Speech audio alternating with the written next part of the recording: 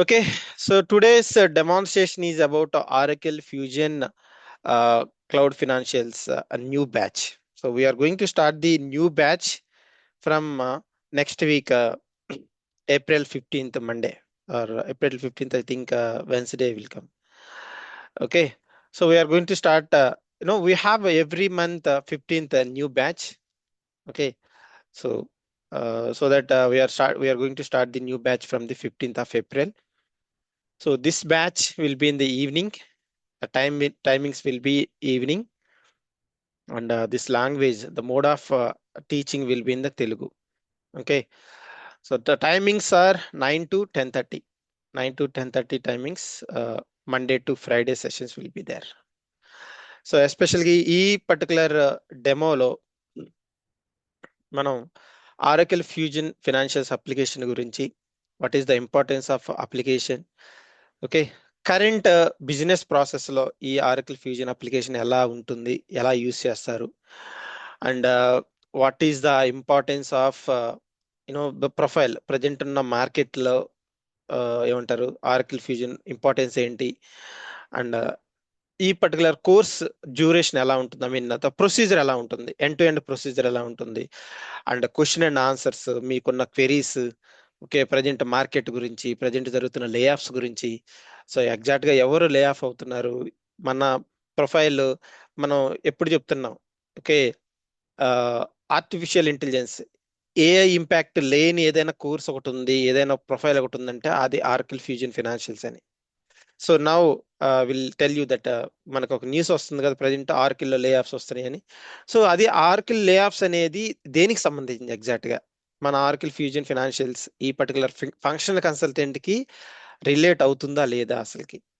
So మన ఇప్పుడు artificial intelligence కి ఎలాంటి ఇంపాక్ట్ లేకుండా మన ప్రొఫైల్ ఎలా ఉంటుంది అసలుకి. సో రీజన్ ఏంటి, ఏ ఇంపాక్ట్ అవ్వకపోవడానికి, మనకి ఇంపాక్ట్ అవ్వకపోవడానికి రీజన్స్ ఏంటి, ఓకే. సో వీటి గురించి మనం ఈ పర్టికులర్ సెషన్ లో డిస్కస్ చేద్దాం. సో ఫస్ట్ దానికంటే ముందు, so about myself, my name is Mahesh and so నేను more than 14+ years of experience నాకు ఆరకిల్ ఫ్యూజన్ ఫినాన్షియల్స్ మీద ఉంది. సో ఓవరాల్గా ప్రజెంట్ నేను ఒక కంపెనీలో, ఒక సాఫ్ట్వేర్ ఎంఎన్సి కంపెనీలో ఒక 10 years, మోర్ దెన్ 10 years నుంచి ఒకటే కంపెనీలో వర్క్ చేస్తా ఉన్నాను. నా ప్రొఫైల్ కూడా అదే సేమ్, మీకు కోర్స్ ఏదైతే కోర్స్ చెప్తున్నానో అదే ప్రొఫైల్ మీద నేను కరెంట్ కంపెనీలో వర్క్ చేస్తున్నాను. ఓకే, సో నేను ఆన్ సైట్ ట్రావెల్ చేస్తున్నాను, Australia and US 2 countries travel చేస్తున్నాను. సో ఈ 2 countries లెవెల్లో నాకు ఆన్ సైట్ లో ఉన్న ఎక్స్పీరియన్స్డ్, ఆర్ ఇప్పుడు ఆఫ్లైన్ లో నేను ఏమంటారు మీకు చెప్తున్న ఈ సెషన్స్ సంబంధించి, కోర్సుకు సంబంధించి కానీ, ఓకే, నేను రియల్ టైంలో ఫేస్ చేసిన క్లయింట్ బేస్డ్ కానివ్వండి, క్లయింట్ రిక్వైర్మెంట్స్ కానివ్వండి, తర్వాత కొత్త కొత్త ఫంక్షనాలిటీస్ కానివ్వండి, లేటెస్ట్ కరికులమ్స్ కానివ్వండి, మీకు ఈ ట్రైనింగ్లో ఎప్పటికప్పుడు యాడ్ చేస్తూ ఉంటాను. సో మీరు కంపేర్ చేస్తే కరెంట్ బ్యాచ్కి ద ప్రీవియస్ బ్యాచెస్కి చాలా డిఫరెన్స్ ఉంటుంది. ఐ మీన్ చాలా అంటే కొంచెం ఏదో కొంత ఇంప్రూవ్మెంట్ అనేది న్యూ బ్యాచెస్ లో ఉంటూ ఉంటుంది. ఎందుకంటే రియల్ టైంలో మనం కొత్త ఫంక్షనాలిటీస్, కొత్త కొత్త అప్డేట్స్ వస్తూ ఉంటాయి కాబట్టి అవన్నీ కూడా మీకు ట్రైనింగ్ లో యాడ్ చేయడం జరుగుతుంది. సో దట్ మీకు ఎవ్రీ ఇయర్ లేటెస్ట్ కరికులం అనేది ఫాలో అవటం జరుగుతుంది. సో పర్టికులర్ గా ఈ రోజు డెమాన్స్ట్రేషన్ లో మనం ఆరకిల్ ఫ్యూజన్ అప్లికేషన్ గురించి డిస్కస్ చేయబోతున్నాం. ఆరకిల్ ఫ్యూజన్ అప్లికేషన్ అంటే ఏంటి, అది ఎలా స్టార్ట్ అవుతుంది, తర్వాత మన ఈ ప్రొఫైల్ ఎలా ఉంటుంది, job profile and job rules and responsibilities ఎలా ఉంటాయి అనే దాని గురించి, తర్వాత కోర్స్ స్ట్రక్చర్ అండి. సో స్ట్రక్చర్ మనం ఎలా ఈ 2 months టెన్యూర్ లో స్ట్రక్చర్ ఎలా ఉంటుంది, కోర్స్ ఎలా మనం తీసుకెళ్ళబోతున్నాం, ట్రైనింగ్ ప్రాసెస్ ఎలా ఉంటుందో దాని గురించి చెప్తాను. తర్వాత eligibilities, who are eligible to learn this course, and current market లో ఈ ప్రజెంట్ కోర్స్ మీద, దీని మీద ఎలా ఉన్నాయి, ఎస్పెషల్లీ ఈ మధ్య ఎవ్రీ ఇయర్ లే ఆఫ్స్ జరుగుతూ ఉంటున్నాయి. ఈ లే ఆఫ్స్ మనకి ఆర్కిల్ ఫ్యూజన్ కి ఎందుకు ఇంపాక్ట్ అవ్వట్లేదు, అండ్ ఆర్కిల్ ఫ్యూజన్ ఫైనాన్షియల్స్ లెవెల్లో ఐ మీన్ ఈ జనరల్గా ఇప్పుడు మనకి ఆర్కిల్ లెవెల్లో లే ఆఫ్స్ జరుగుతున్నాయి, ఏ లెవెల్ ఆఫ్ ఎంప్లాయీస్ కి లే ఆఫ్స్ అవుతూ ఉంటారు జనరల్ గా. సో వీటి గురించి కూడా మీకు డీటెయిల్ గా చెప్తాను. తర్వాత మీకు కెరీర్ గ్యాప్స్ కానివ్వండి, డొమైన్ చేంజెస్ కానివ్వండి, నాన్ ఐటీ నుంచి ఐటీ, ఐటీ నుంచి ఐటీ అంటే వేరే ప్రొఫైల్ నుంచి ఆర్కిల్ ఫ్యూజన్ ఫినాన్షియల్స్ కి కన్వర్ట్ అవ్వడం, ఇలాంటి వాటి అందరికి కూడా ఈ పర్టికులర్ ఆర్కిల్ ఫ్యూజన్ ఫినాన్షియల్స్ అనేది best option, best suggestible option అనమాట. అండ్ మన దగ్గర ఇంటర్వ్యూ సపోర్ట్ ఎలా ఉంటుంది, ప్లేస్మెంట్ కి సంబంధించి ఇంటర్వ్యూ సపోర్ట్ ఎలా ఉంటుంది, జాబ్ సపోర్ట్ ఎలా ఉంటుందో, ఓకే, వీటన్నిటి గురించి మీకు ఈ పర్టికులర్ సెషన్ లో డీటెయిల్ గా ఎక్స్ప్లెయిన్ చేయబోతున్నాను. సో ఫస్ట్ థింగ్ వచ్చేసరికి అప్లికేషన్ గురించి చూద్దాం. వాట్ ఈజ్ ఆర్కిల్ ఫ్యూజన్ అప్లికేషన్ అంటే? సో జనరల్గా ఇది ఆర్కిల్ ఫ్యూజన్ అప్లికేషన్ అనేది 2010 లోనే మార్కెట్లోకి వచ్చిందండి. ఆర్కిల్ ఫ్యూజన్ అప్లికేషన్ అనేది క్లౌడ్ బేస్డ్ అప్లికేషన్. ఓకే, ఇది 2010 లో మార్కెట్లోకి రిలీజ్ అయింది అండ్ 2011 లోకి well established and world wide గా ఏమంటారు మార్కెట్లోకి వచ్చింది అనమాట. 2010 లో మార్కెట్లోకి లాంచ్ అయింది, 2011 లో వరల్డ్ వైడ్ గా ఇది స్ప్రెడ్ అయింది అనమాట. ఐ మీన్ 2011-12 దగ్గర నుంచి ఎక్కువ యూస్ చేయడం స్టార్ట్ చేశారు. ఈ ఆరకల్ ఫ్యూజన్ అప్లికేషన్ లో మెయిన్ గా ఈఆర్పి, హెచ్సిఎం, ఎస్సిఎంఎక్స్, సిఎక్స్, ఈపిఎం ఇలా మల్టిపుల్ మాడ్యూల్స్ ఉంటాయండి. ఇలా మల్టిపుల్ మాడ్యూల్స్ ఉంటాయి. సో వాటిలో ఇప్పుడు మనం డిస్కస్ అయిపోయేది enterprise resource planning. Enterprise resource planning. Okay, so దీంట్లో మెయిన్ గా మనకి ఫినాన్షియల్ మాడ్యూల్స్ ఎక్కువ ఇన్వాల్వ్ అయి ఉంటాయండి. Okay, GL, AP, AR, FA, CM, expenses and other reportings. ఇప్పుడు మనం మెయిన్ గా కాన్సన్ట్రేట్ చేయబోయేది ఈఆర్పి గురించి. చాలా మంది అడుగుతూ ఉంటారు, హెచ్సిఎం నేర్చుకోవాలి సార్, ఎస్సిఎం నేర్చుకోవాలి సార్, ఈపీఎం నేర్చుకోవాలి సార్. సో మీరు గుర్తుపెట్టుకోండి, హెచ్సిఎం నేర్చుకోవాలన్నా, ఎస్సిఎం నేర్చుకోవాలన్నా మీకు బేస్ ఈఆర్పినే. దీంట్లో క్రియేట్ చేసే ఎంటర్ప్రైజ్ స్ట్రక్చర్స్ కానివ్వండి, దీంట్లో బేసిక్ కాన్ఫిగర్ చెప్పాలంటే ఇది ఒక ఫౌండేషన్. ఈఆర్పి అనేది అన్నిటికీ ఫౌండేషన్. దీన్ని బేస్ చేసుకునే మీకు ఇవన్నీ మిగతావన్నీ వర్క్ అవుతాయి. సో మీకు చెప్పాలంటే ఇవి చిన్న బ్రాంచెస్ లాంటివి అనమాట. విత్ ఇన్ 1 or 2 months లో మీరు 1 month 40-45 days లో మీరు నేర్చుకోవచ్చు ఈజీగా. వీటిని చెప్పాలంటే 1 month లో కూడా ఈజీగా నేర్చుకోవచ్చు ఈ కోర్సెస్ ని. బట్ ఇదేంటంటే ఈఆర్పి అనేది పర్టికులర్ ఫినాన్షియల్స్ అనేది మల్టిపుల్ మాడ్యూల్స్ ఉంటాయి. జిఎల్, ఏపీ, ఏఆర్ ఒక్కొక్క మాడ్యూల్ ఏమంటారు స్పెసిఫిక్ ఫంక్షనాలిటీస్ అనమాట, స్పెసిఫిక్ మాడ్యూల్స్ అనమాట అవి. బట్ హెచ్సిఎం, ఎస్సిఎం అనేది ఇండివిజువల్. హెచ్సిఎం అంటే ఓన్లీ పేరోల్కి సంబంధించే ఉంటుంది. ఎస్సిఎం అంటే only inventory and supply chain management గురించి ఉంటుంది. సిఎక్స్ అంటే కస్టమర్ సర్వీసెస్, సర్వీస్ రిక్వెస్ట్లకు సంబంధించి ఉంటుంది. సో వీటన్నిటికి మెయిన్ గా డిపెండెన్సీ ఈఆర్పీనే, డిపెండెన్సీ ఎంటర్ప్రైజ్ స్ట్రక్చరే, అది మనకి ఈఆర్పీలో ఉంటుంది అనమాట. కాబట్టి first preference ERP, first ఆర్కిల్ fusion financials కి ప్రిఫర్ ఇవ్వండి. తర్వాత మీరు వన్స్ ఇది నేర్చుకున్న తర్వాత ఈ ఎస్సిఎం కానీ హెచ్సిఎం కానీ నేర్చుకోవటం చాలా ఈజీ. మీకు బయట మార్కెట్ కూడా ఎలా ఉంటుందంటే, ఈ ఫ్యూజన్ ఫినాన్షియల్స్ మీద ఉన్న మార్కెట్ కాల్స్ ఎలా ఉంటాయంటే, ఒక ఒక 100 పొజిషన్ కి 500 పొజిషన్ కి నోటిఫికేషన్ రిలీజ్ చేస్తారు. అదే హెచ్సిఎం కి ఎస్సిఎం కూడా ఒక నోటిఫికేషన్ రిలీజ్ చేస్తారు. కానీ అక్కడ ఎలా ఉంటుంది, హెచ్సిఎం లో ఎస్సిఎం లో పొజిషన్ చాలా తక్కువ ఉంటాయి. ఎందుకంటే ఏదన్నా ప్రాజెక్ట్ తీసుకున్నామంటే ఆ ప్రాజెక్ట్ లో ఓన్లీ ఏమంటారు హెచ్సిఎం కానీ ఎస్సిఎం కానీ 1 or 2 మాత్రమే ఉంటారు. ఓకే, అదే ఈ ఫ్యూజన్ ఫినాన్షియల్స్ తీసుకున్నాం అనుకోండి,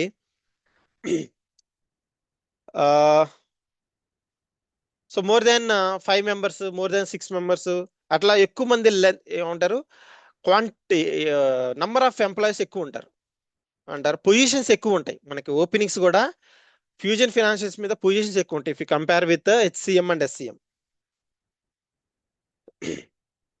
okay, just a second. Somebody wants to join the session.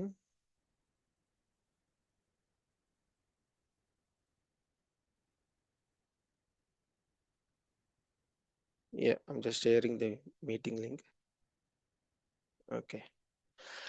Okay, so comparing with other మీకు ఎస్సిఎం, హెచ్సిఎం, ఈపీఎం కి సంబంధించి చెక్ చేసిన మీకు నంబర్ ఆఫ్ వేకెన్సీస్ అనేవి 1 single digits లో ఉంటాయి.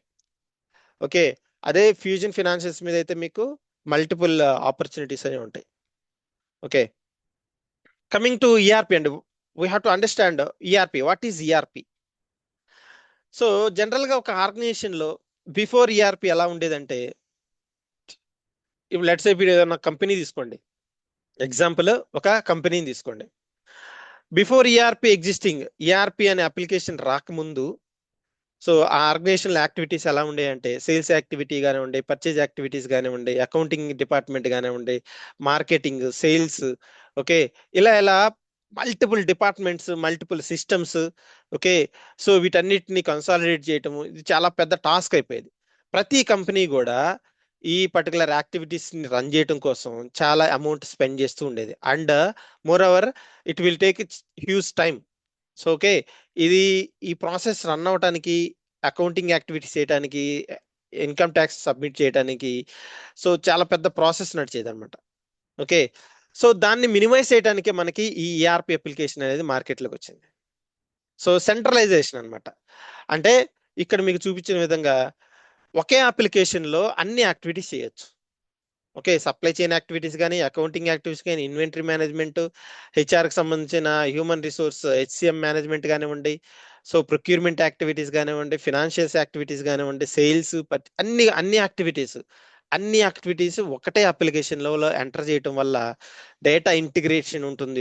ఒక మోడల్కి ఇంకో మోడల్కి మీరు ఈజీగా రిపోర్ట్స్ జనరేట్ చేయొచ్చు. ఓకే, సో ఇక్కడ మీకు బిఫోర్ ఈఆర్పి చూడొచ్చు, ఆఫ్టర్ ఈఆర్పి చేంజెస్ చూడొచ్చు. సో వన్స్ ఈఆర్పి సిస్టమ్ మార్కెట్లోకి వచ్చిన తర్వాత ఇకే ఏమంటారు, కంపెనీస్ అనేవి గ్లోబలైజేషన్ లోకి వెళ్ళిపోయినాయి. మీకు ఇప్పుడు చిన్న ఏమంటారు చేంజెస్. ఇప్పుడు ఇదివరకు మాకు వరల్డ్ వైడ్ ఫేమస్ అయిన కంపెనీస్ మనకి మన కంట్రీస్లో ఉండే కదా. లెట్స్ సే ఇప్పుడు ఫారెన్ లో బాగా ఫేమస్ అయిన కొన్ని కంపెనీస్ ఉంటాయి, ఈ కేఎఫ్సీస్ అనేవి, లేకపోతే మెక్డొనాల్డ్స్ కానివ్వండి, కొన్ని సబ్వే కానీ, కొన్ని మనకి ఫారెన్ లో బాగా ఫేమస్ అయ్యి ఎక్కువ చిన్న చిన్న స్టోర్స్ ఉంటాయి చూసారా, అవి మనకి ఇండియాలో కూడా ఇప్పుడు ఎస్టాబ్లిష్ అవుతున్నాయి, ఇండియాలో కూడా నడుపుతున్నారు. ఎలా నడపగలుగుతున్నారు? ఓకే, సో కంపెనీస్ అక్కడే ఉంటున్నాయి, ఇక్కడ ఫ్రాంచైజీస్ కానీ బ్రాంచెస్ కానీ ఎలా నడపగలుగుతున్నారు? ఇంకొకటి కంట్రీ లెవెల్లోనే తీసుకోండి. ఇదివరకు ఒక కంపెనీ ఉందంటే ఆ కంపెనీ ఆ లొకేషన్కి మాత్రమే ఫేమస్. అంటే మీరు వరల్డ్ వైడ్గా, నేషనల్ వైడ్గా ఫేమస్ అయినా మీరు ఆ ప్రోడక్ట్ని పర్చేజ్ చేయాలంటే ఆ లొకేషన్కి వెళ్ళాల్సిందే. బట్ నవేడేస్ ఏమవుతుంది, ఆ కంపెనీ కంట్రీ వైడ్గా చాలా లొకేషన్స్లో ఎస్టాబ్లిష్ చేసుకోగలుగుతుంది. ఇప్పుడు ఎగ్జాంపుల్ డిమార్ట్ తీసుకోండి, విజేత తీసుకోండి. సో ఇదివరకు ఏదన్నా ఒక స్టోర్కి వెళ్ళాలి అంటే, I mean last 25 years back, 30 years back తీసుకోండి, లేకపోతే ఒక 50 years బ్యాక్ తీసుకోండి. అప్పుడు సినారీ ఎలా ఉండేదంటే, ఏదైనా ఒక కంపెనీ ఏదైనా ప్రోడక్ట్ తీసుకోవాలి అంటే ఎంత ఫేమస్ అయినా కానీ ఆ లొకేషన్కి వెళ్ళే తీసుకోవాలి. ఎందుకంటే అప్పుడు ఈఆర్పి సిస్టమ్స్ లేవు. వాళ్ళు పర్చేజ్ కానీ సేల్స్ కానీ ఒకే లొకేషన్ నుంచి చేసుకోవాలి, అన్ని కూడా ఒకే లొకేషన్లో మేనేజ్ చేసుకోవాలి, అకౌంటింగ్ సిస్టమ్ మొత్తం. బట్ ఈ ఈఆర్పి సిస్టమ్ ఎప్పుడైతే వచ్చిందో, సెంట్రలైజేషన్ ఎప్పుడైతే అయ్యిందో, వాళ్ళు ఏం చేయొచ్చు, మల్టిపుల్ లొకేషన్స్ లో బ్రాంచెస్. ఇప్పుడు మీరు డిమార్ట్ ఎగ్జాంపుల్ తీసుకోండి, మీరు ఎన్ని లొకేషన్స్కి వెళ్తున్నా, ఐ మీన్ హైదరాబాద్ ఎగ్జాంపుల్ చెప్తున్నాను. హైదరాబాద్ లో మీరు ఎక్కడికి వెళ్ళినా కానీ ప్రతి లొకేషన్, ప్రతి ఏరియాకి ఒక డిమార్ట్ ఉంటుంది. అలా అని ఆ ఏరియాకి సంబంధించి డిమార్ట్ ఎస్టాబ్లిష్ చేయాల, ఐ మీన్ ఒక కంపెనీగా ఎస్టాబ్లిష్ చేయాల, అదొక బ్రాంచ్ అంతే, అదొక బ్రాంచ్. ఇప్పుడు మీకు డిమార్ట్స్ మొత్తం హైదరాబాద్ మొత్తానికి ఒకటే కంపెనీ నేమ్ ఉంటుంది. ఓకే, దాంట్లో ఇవన్నీ బ్రాంచెస్ అన్నమాట. సో ఎలా మేనేజ్ చేసుకోగలుగుతారంటే, ఈచ్ లొకేషన్ కి సంబంధించిన యాక్టివిటీ ఒకే సిస్టమ్ లో ఎంటర్ చేస్తారు మొత్తం. లొకేషన్ వైడ్ గా వాళ్ళకి limitation. Please keep on mute. Okay, location wise గా వాళ్ళకి లిమిటేషన్స్ ఉంటాయి. అప్లికేషన్ లెవెల్లో మల్టిపుల్ లొకేషన్ లెవెల్ నుంచి వాళ్ళు ఆపరేట్ చేసుకోవచ్చు business operations. So end of the day ఒక లొకేషన్ నుంచి ఆర్ మల్టిపుల్ లొకేషన్ నుంచి జరిగిన సేల్స్ యాక్టివిటీస్ ఎన్ని, జరిగిన పర్చేజ్ యాక్టివిటీస్ ఎన్ని, టర్న్ ఓవర్స్ ఎంత, రెవెన్యూ ఎంత, ఎక్స్పెన్సెస్ ఎంత, ఒకే కార్పొరేట్ ఆఫీస్ అంటారు, లేకపోతే హెడ్ క్వార్టర్ అంటారు, అక్కడ కూర్చొని మొత్తం ఆపరేట్ చేయొచ్చు. సో ఇవన్నీ ఎలా పాసిబుల్? ఇవన్నీ మనం వినటానికి చూడడానికి కనపడతాయి. బ్యాక్ ఎండ్ ఏం జరుగుతుంది, బ్యాక్ ఎండ్లు ఇవన్నీ ఎలా పాసిబుల్ అవుతున్నాయి అంటే ఈ ఈఆర్పి అప్లికేషన్స్ వల్ల.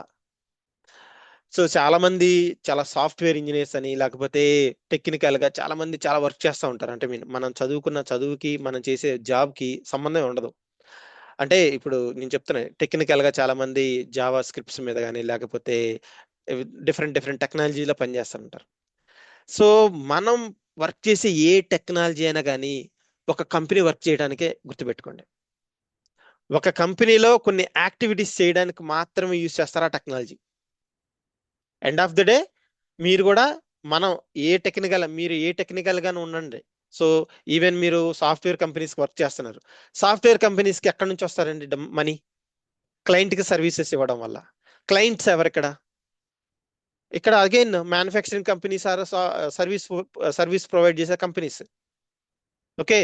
సో మీరు అనుకోవచ్చు, నేను అకౌంటింగ్ బ్యాక్గ్రౌండ్ కాదు, లేకపోతే నేను ఫినాన్స్ బ్యాక్గ్రౌండ్ కాదు, నాకు ఇలాంటివి నాకు తెలియదు అంటే, నాకు ఓన్లీ టెక్నికల్, నేను బీటెక్ నుంచి వచ్చాను, లేకపోతే నేను వేరే వేరే టెక్నాలజీస్ నుంచి వచ్చాను, నాకు అకౌంటింగ్ తెలియదు, లేకపోతే నేను ఓన్లీ టెక్నికల్ మీద ఉంటాను అనుకుంటే, ఎండ్ ఆఫ్ ద డే మీరు వర్క్ చేసే టెక్నాలజీస్ అన్ని దేనికోసం అండి? ఒక మ్యానుఫ్యాక్చరింగ్ కంపెనీ, ఒక సర్వీస్ ఓరియంటెడ్ కంపెనీయో, ఆ సర్వీసెస్ కంపెనీ కానివ్వండి, మ్యానుఫ్యాక్చరింగ్ కంపెనీ కానీ జరిగేది ఏంటి? Accounting activities are nothing but purchase, sales, profit ఎంత వచ్చింది, లాస్ ఎంత వచ్చింది, రెవెన్యూ ఎంత వచ్చింది, ఇవే కదా. ఈవెన్ సాఫ్ట్వేర్ కంపెనీస్ లో కూడా జరిగేది ఇదే కదా. సాఫ్ట్వేర్ కంపెనీకి రెవెన్యూ ఎక్కడి నుంచి వస్తుంది? ఇలా క్లయింట్స్ కి సర్వీస్ ఇవ్వడం వల్లే. యాజ్ ఏ సాఫ్ట్వేర్ ఎంప్లాయీగా మనం చేసేది ఏంటి?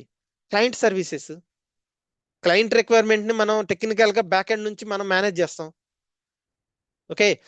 సో అల్టిమేట్ గా చెప్పాలంటే, ఈ ఈఆర్పి సిస్టమ్స్ స్టార్ట్ అయిన తర్వాత టెక్నాలజీస్ ని యూస్ చేసుకొని మనం ఆ బిజినెస్ ని, ఓకే, ఒక పర్టికులర్ లొకేషన్ లో లిమిట్ అయిపోయిన దాన్ని మల్టీనేషనల్ లెవెల్లోకి తీసుకెళ్ళగలిగారు.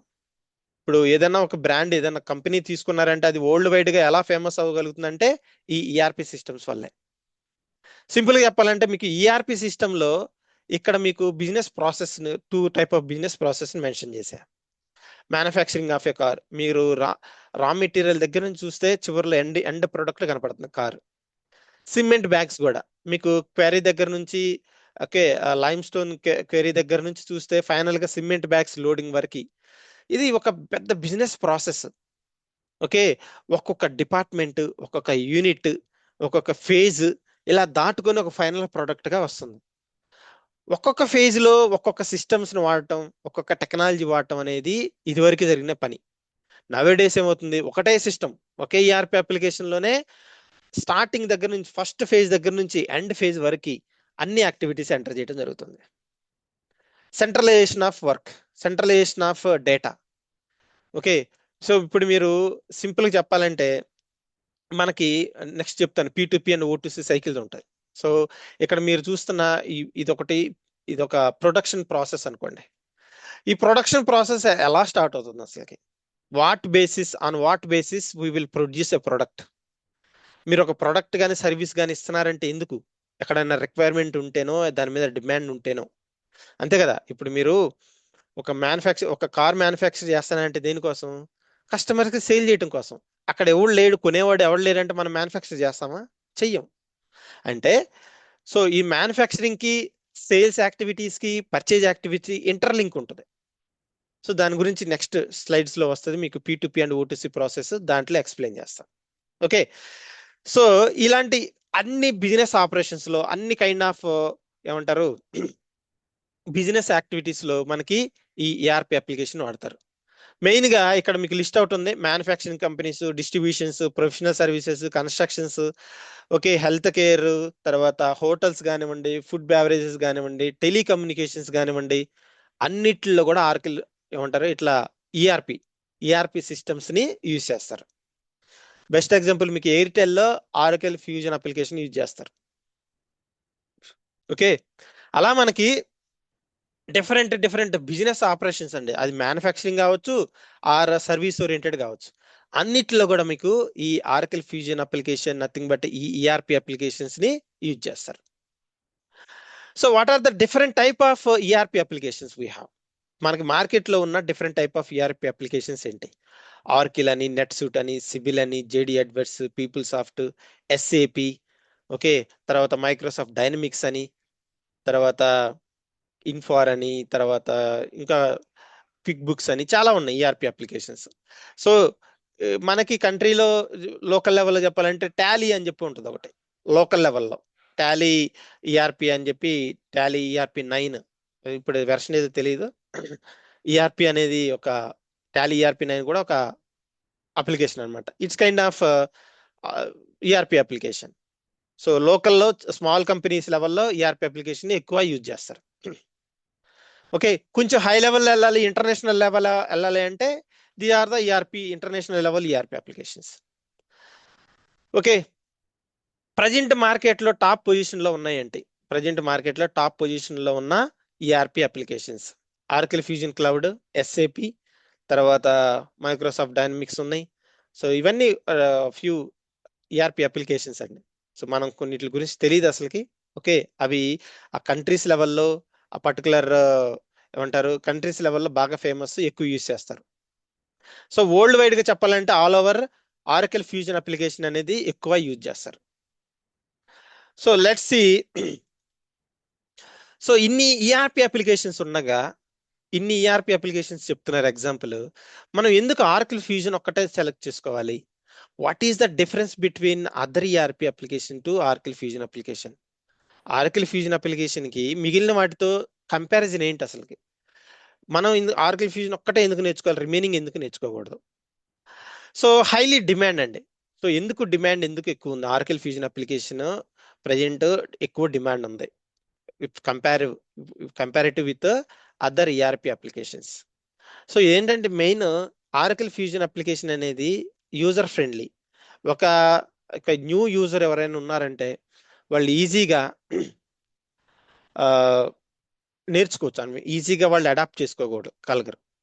ఓకే, ఏదైనా కానీ ఒక కంపెనీ ఉందనుకోండి, ఎగ్జాంపుల్ ఒక కంపెనీ తీసుకున్నాం అనుకోండి, ఆ కంపెనీ వాడు ఆరకిల్ ఫ్యూజన్ అప్లికేషన్ ఎందుకు ఎస్టాబ్లిష్ చేసుకోవాలి, ఇంప్లిమెంట్ చేసుకోవాలి, వేరే ఈఆర్పి అప్లికేషన్ ఎందుకు ఇంప్లిమెంట్ చేసుకోడు అంటే, సో దీంట్లో టెక్నికల్ కాంపోనెంట్స్ తక్కువ, ఓన్లీ ఫంక్షనల్ ఉంటాయి. దీంట్లో టెక్నికల్ కాంపోనెంట్స్ తక్కువ, అండ్ ఈ జస్ట్ సర్చ్ బేస్డ్ అనమాట, జస్ట్ క్లౌడ్ బేస్డ్. ఇది జస్ట్ మీకు కావాల్సిన సెటప్ కానీ ఫంక్షనాలిటీ కానీ మీరు సెర్చ్ చేస్తే దొరికేస్తాయి. సో వేరాజ్ ఆన్ ప్రెమ్ అప్లికేషన్స్ లో, వేరే అప్లికేషన్స్ లో మీరు నావిగేట్ చేయడం కూడా ఏమంటారు తెలిసి ఉండాలి. నావిగేషన్ కూడా పర్టికులర్ ఫామ్ బేస్డ్ వెళ్ళాలి. But whereas Oracle fusion application లో నావిగేషన్స్ చాలా ఈజీ అనమాట. సో అందువల్ల హైలీ డిమాండ్ అంటే ఏంటండి, మనకి ఎప్పుడైతే ఎక్కువ మంది కస్టమర్స్ యూజ్ చేస్తారో అల్టిమేట్ గా మనకి దీని మీద ఆపర్చునిటీస్ ఎక్కువ వస్తాయి. అల్టిమేట్ గా దీని మీద ఆపర్చునిటీస్ అనేవి ఎక్కువ వస్తాయి. తర్వాత దీంట్లో పొజిషన్స్ కూడా చాలా ఎక్కువ ఉంటాయండి. వర్సటిలిటీ అంటే ఎక్కువ పొజిషన్స్ అండి. మినిమం పొజిషన్ మీద అసోసియేట్ కన్సల్టెంట్ దగ్గర నుంచి senior consultant, functional consultant, next solution architect దగ్గర నుంచి ప్రాజెక్ట్ మేనేజర్, అనలిస్ట్, ఇలా మీకు మల్టిపుల్ పొజిషన్స్ అనేవి ఉంటాయి. And future proof skill set ఒకటే గుర్తుపెట్టుకోండి, మీరు ఇప్పుడు నేర్చుకుంటున్న ఈ ఫ్యూజన్ అప్లికేషన్ మీద స్కిల్ సెట్ అనేది ఫ్యూచర్ లో మళ్ళీ అప్గ్రేడ్ చేసుకోవడానికి కూడా ఇంకేం ఉండదు. ఇది దీని మీద జస్ట్ కంటిన్యూ వెళ్తా ఉంటారు.